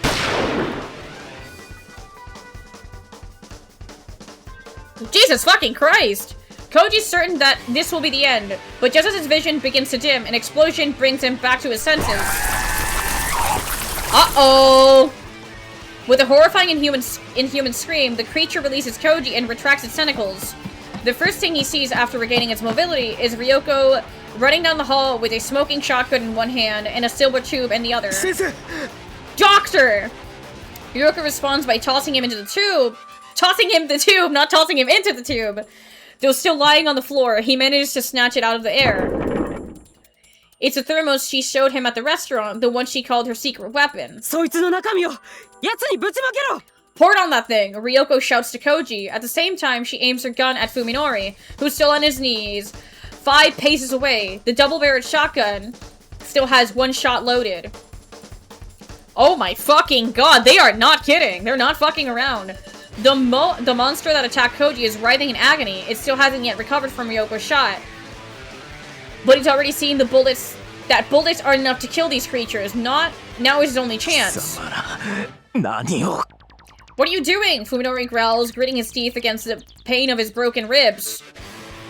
Forcing himself to be calm, Koji stands and carefully unscrews the lid of the thermos. There's no question in his mind that something is extremely potent inside. Jesus! Too intense! As soon as it is unsealed, a thick white mist pours out of the thermos, and the surrounding air turns freezing cold. Instantly guessing what's inside, Koji lobs the thermos at the pile of flesh convulsing on the floor. Jesus Christ. Okay, Saya is eating shit. The thermos sails through the air, spewing white fog. Like a baptismal font showers its liquid contents upon the hellish creature. Yeah, Saya's fucking dead. Its scream this time is incomparable to before. The monster thrashes in agony. Wreathed in white smoke, its screams are joined by Ryoko's cackling. どうよマイナス197度だよねえ冷たい熱いざまだよね These are the eyes of a seasoned killer. That's minus 197 degrees! You fucking monster, how's it feel? Cold? Hot? Not so tough now, are you? Perhaps the joy of vanquishing her nightmare was worth the last remnants of her sanity. The manic glee blazing through her eyes can belong only to a shattered mind.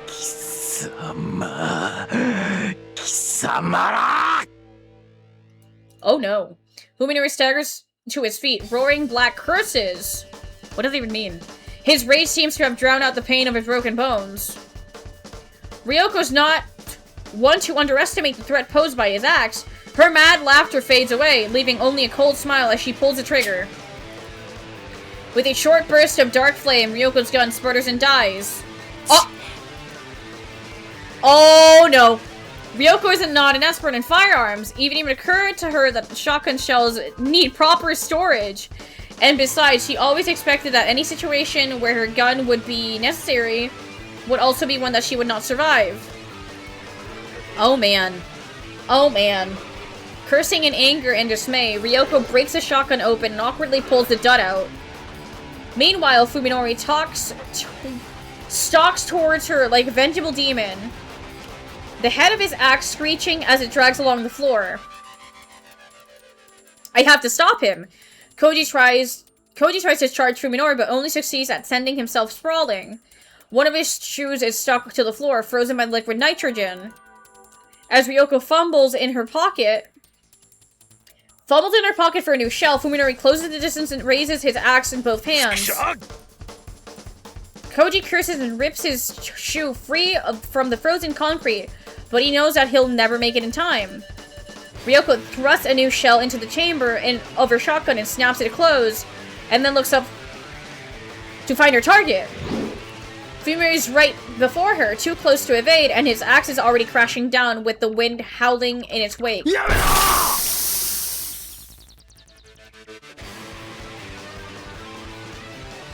My fucking tracking went crazy, Jesus Christ. The sounds of bones shattering, tendons snapping, and flesh tearing blend together in foul harmony. Oh no. The thick blade enters through Ryoko's left shoulder, plowing through her collarbone and her shoulder blade, smashing several limbs. Several ribs! Fuck! Hi, Jado. And popping her lung like a balloon before stopping in the center of her chest. Oh, that's ouchy. That's very ouchy. Her expression is frozen in shock by the impact. She sprays a geyser of blood from her mouth. She should have died instantly, but through some unimaginable force of will, Ryoko clings to life for a few seconds more. Running through blood-stained lips, she raises her shotgun. Not to the front, but to the side. Dear God. Beyond the barrel of a gun, wearing a 77-degree Kelvin mist like a white cloak of death, is the weakly wriggling of Saya.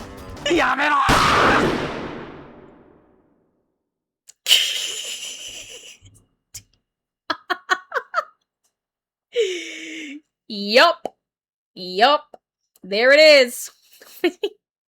Fuminori's scream vanishes into the roar of the shotgun. The destruction is absolute. The impact of the shotgun pellets obliterates the half of Saya's body that fell prey to liquid nitrogen. The frozen particles of Saya's shattered flesh drift into the floor like snow. Even the creature's special biology is insufficient to deal with a wound of this size. From the opening pour its internal organs, a tide of liquid, slime, and fat whose color is far too foul to belong to any living creature. Damn, dude! That was a fucking hit! The monster convulses, wailing in a weak, pitiful voice. Saya. It's over! It's over! With its axe still buried in Ryoko's body, Fuminori still stares at the dying creature, his expression utterly devoid of emotion. Koji grabs his pipe and prepares to attack Fuminori from behind, but freezes when he sees the emptiness on the face of the man he hated. Fuminori pulls his axe out of Ryoko's corpse and looks at Koji with glazed eyes. There's no recognition in them. Nor hate nor rage. When Koji meets Fuminori's blank stare, he knows. There's nothing left in him to kill. Fuminori grips the axe closer to his head and raises it high, the blade towards his face. Damn. Koji doesn't know whether he should interfere, but even if he wanted to, what could he say to stop Fuminori? Fuminori pulls his head back slowly, then drives his face into the blade of the axe like a spring-loaded toy.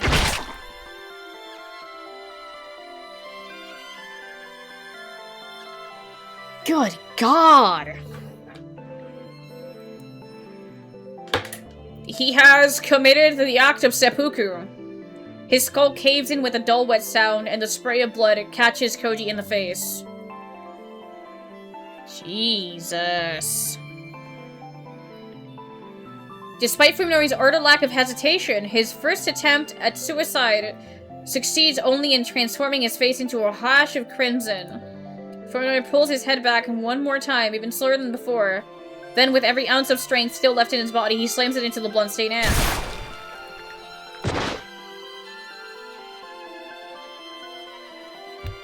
Jesus fucking Christ. The sound is wetter than before. Fuminori's body goes limp, then tumbles face first to the floor. Koji stares at the two mangled corpses for a while. He feels completely left behind, like he can't remember why he's standing in this place with a steel pipe in his hand.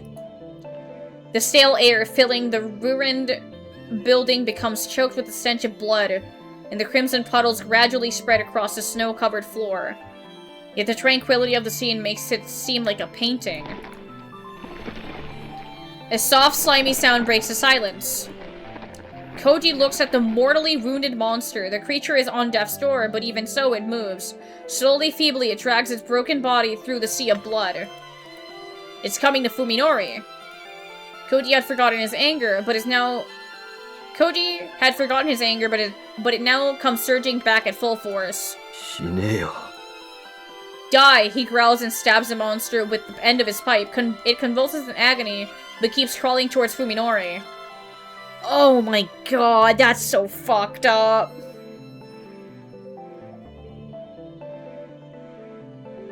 She is absolutely suffering. I hate to break it to you, man. She is still alive and kicking, somehow. Koji explodes into a frenzy of rage.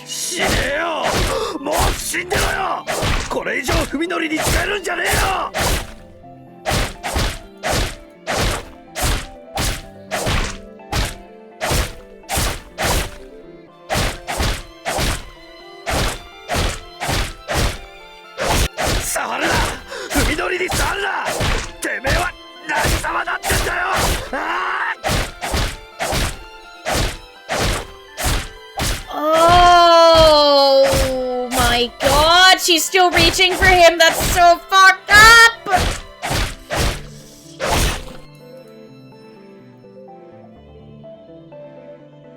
Oh, fuck! The creature extends one thin, trembling tentacle to touch Fuminori's shoulder and then lovingly caresses his blood-stained cheek. Then it stops moving. Damn, what the fuck, man?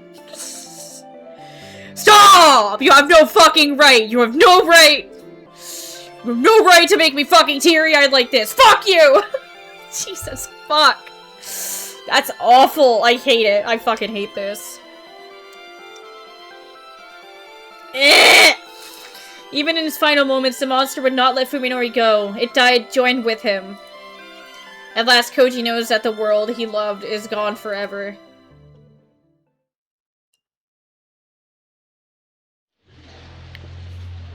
ねえねえ、今度のスキーだけどさ、今年はどっかスケートも遊べるところにしない？ Oh dear god. Oh, what is it this time? Hey, Omi says enthusiastically, the exposed bones of her face clattering. Why don't we go somewhere we can skate for this year's ski trip? Why does this feel very familiar? Chunks of her body are missing, as though something's been nibbling on her. It makes her look a lot thinner. She's been worried about her weight recently, but now she shouldn't need to diet. そういえばオミってこの間初めてスケートやったんだって？ What? Fuminori laughs at Omi's crazy suggestion. That's right, you just started skating recently, didn't you? What the fuck is going on? He sounds amused, but it's hard to tell from his expression. His face has been cleaved into by an 20 axe. 歳になって初体験ってのは興味そうそういないんじゃないかな。 Not many people start skating in their 20s, 子 you 供の know. 頃はなんとなく怖かったのよ。あの靴、なんだか刃物みたいでさ。I was scared when I was little too. Those shoes looked like big knives. わかる。あの靴で顔を蹴られたらきっと僕みたいになっちゃうよね。 What? Yeah, I know. If someone kicked you in the face with one of those on, you'd probably end up like me.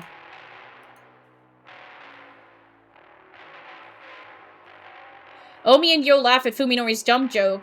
Yo never used to laugh with such exuberance. She seems truly happy now that she and Fuminori are finally together. でもいきなり蹴って殺せたの？オウミちゃんすごくない？ But you were able to kill him on your first try. That's amazing, 容 Omi. 量はバットとそう変わるもんじゃないからな。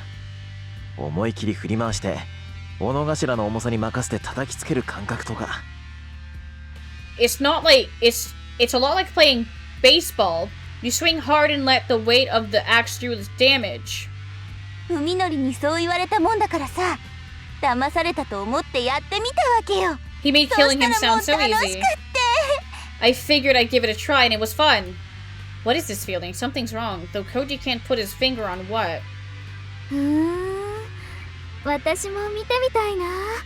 オウミちゃんが食べられるところ。 Oh well, I want to try eating Omi too. Ah, that's it. When he sees Yo's envious smile, Koji finally realizes what's bothering him. なあ、つくば。 Dude, what the fuck? Hey, Tsukuba. ど Huh? うしたの？ What's コウジ君 wrong? お前だけなんで普通なんだ。 Why are you normal? Yo tilts her head quizzically, like she doesn't understand what he 普 means. 通って私はいつも普通だけど。 Normal? I'm always で normal. もお前確かあの時 But back then you were... ああ、Oh, I get it. Yo nods in understanding. なんだ。私がコウジ君と違う姿になってた頃のこと？ What? ずいぶん昔の話じゃない。 You're talking about when I looked different from you. That was a long time ago. 昔なのか。 It was? そうだよ。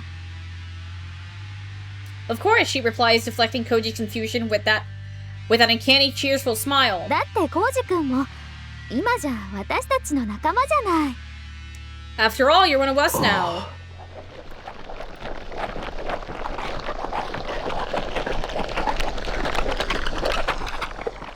Oh, of course. Koji looks down and is satisfied to see wriggling tentacles where his arms and legs should be.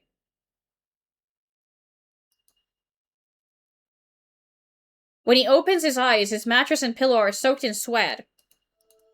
It's always the same nightmare. He doesn't know how many times he's had it, but at least he's not leaping out of bed screaming anymore. He sits up, clutching his throbbing head. It's 4 in the morning. He hasn't had nearly enough rest, but he probably won't be able to get back up to sleep tonight. Time for a smoke. A full pack will last him until dawn. Now, where did he put the pack he bought yesterday? Koji wanders sleepily into the den, where yet another old friend of his is waiting ひ for どい him. ありさまだね。まったく。 You look like hell. ああ、先生。いたんですか。 Doctor, you're here too? Ryoko's chopped up corpse is sitting at his dining table, looking as deathly pale as ever as she sips coffee from a mug. 毎晩ずいぶんと辛そうじゃないか。ろくに眠れてないんだろ？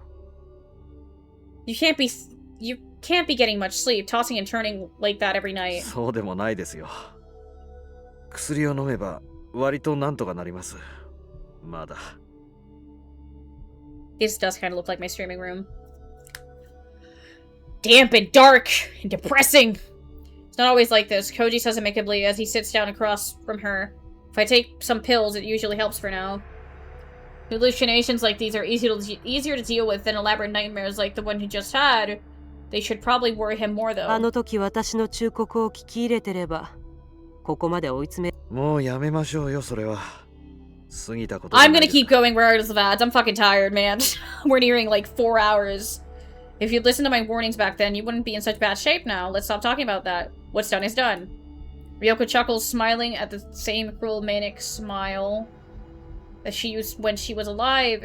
Her arm hangs from her half-severed shoulder, dangling like a forgotten wind chime. Jesus fucking Christ. そう。結構折り合いをつけてるんだ。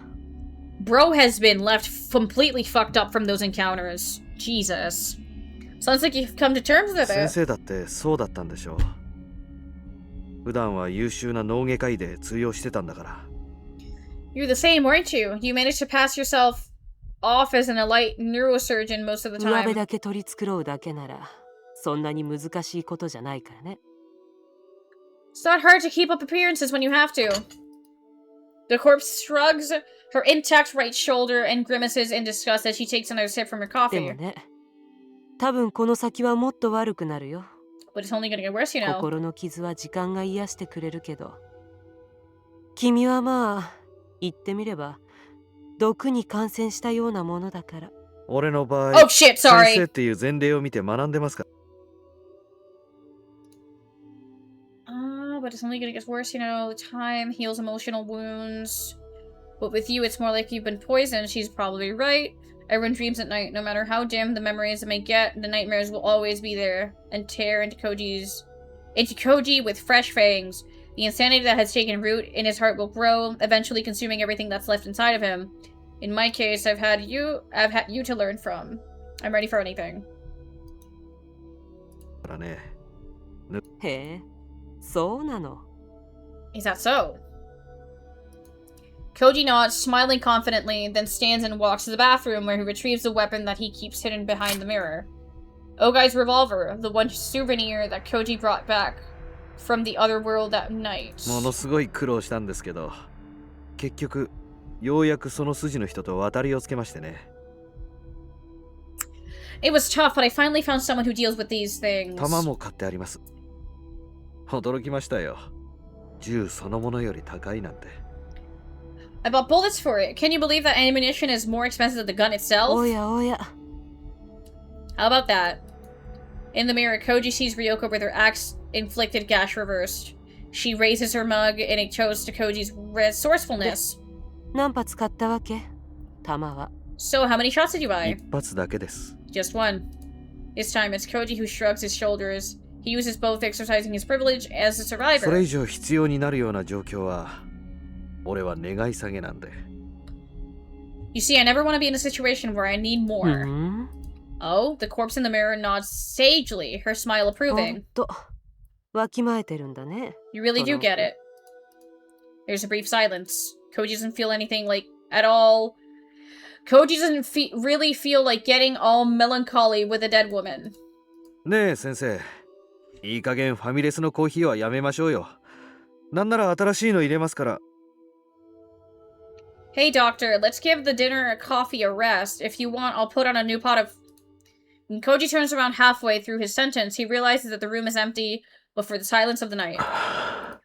And so Koji returns to the world of the sane. He lights his first cigarette of the night and takes a deep drag.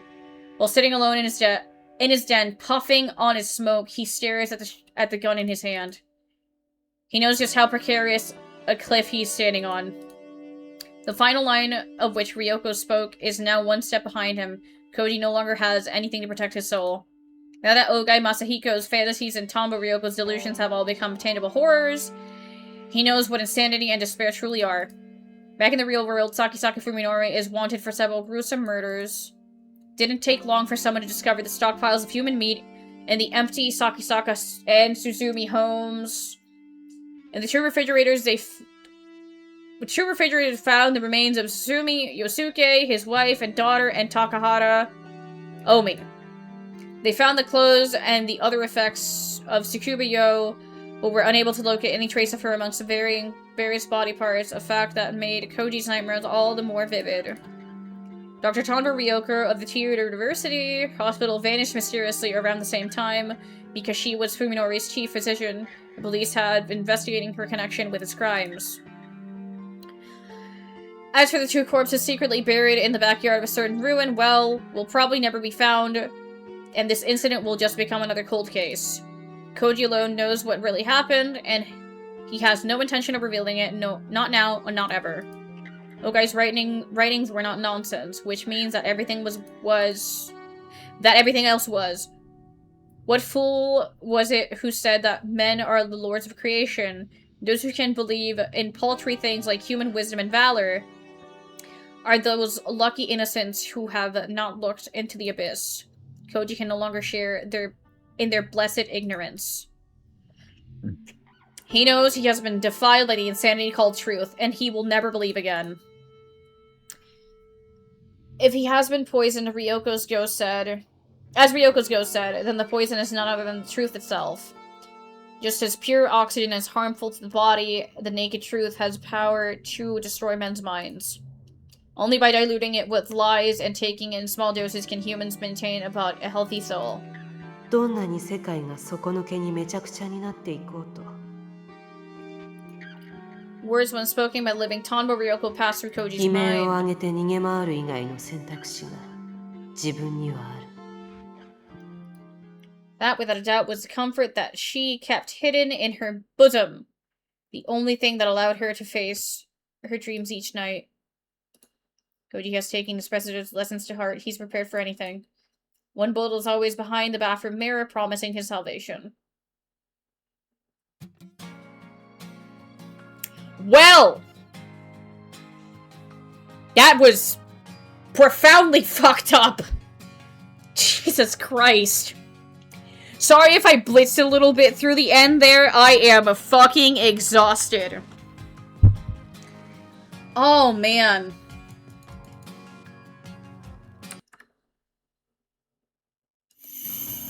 At least it had a happy ending. That was not a happy ending.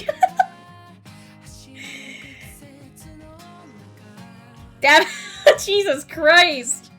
No, no! Happy-ish? More like bitter. Bittersweet, maybe? Okay, I'm not rolling through the fucking credits.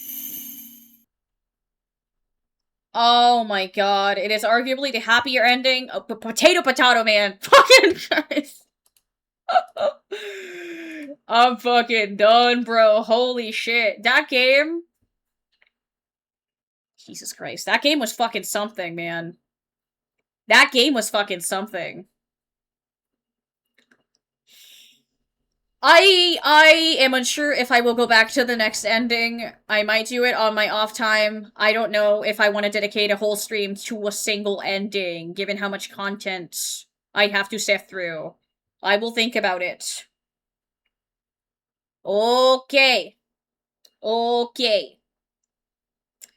Let me fucking, I'm gonna find somebody to raid.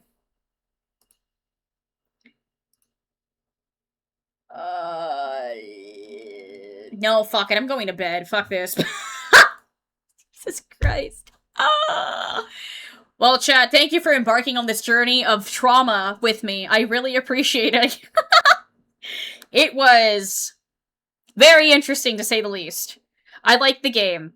I definitely enjoyed the game, and I'm glad I finished it. Alright, I am going to head out now. You guys have a good one, and thank you for stopping by. I appreciate it. Good night. Goodbye.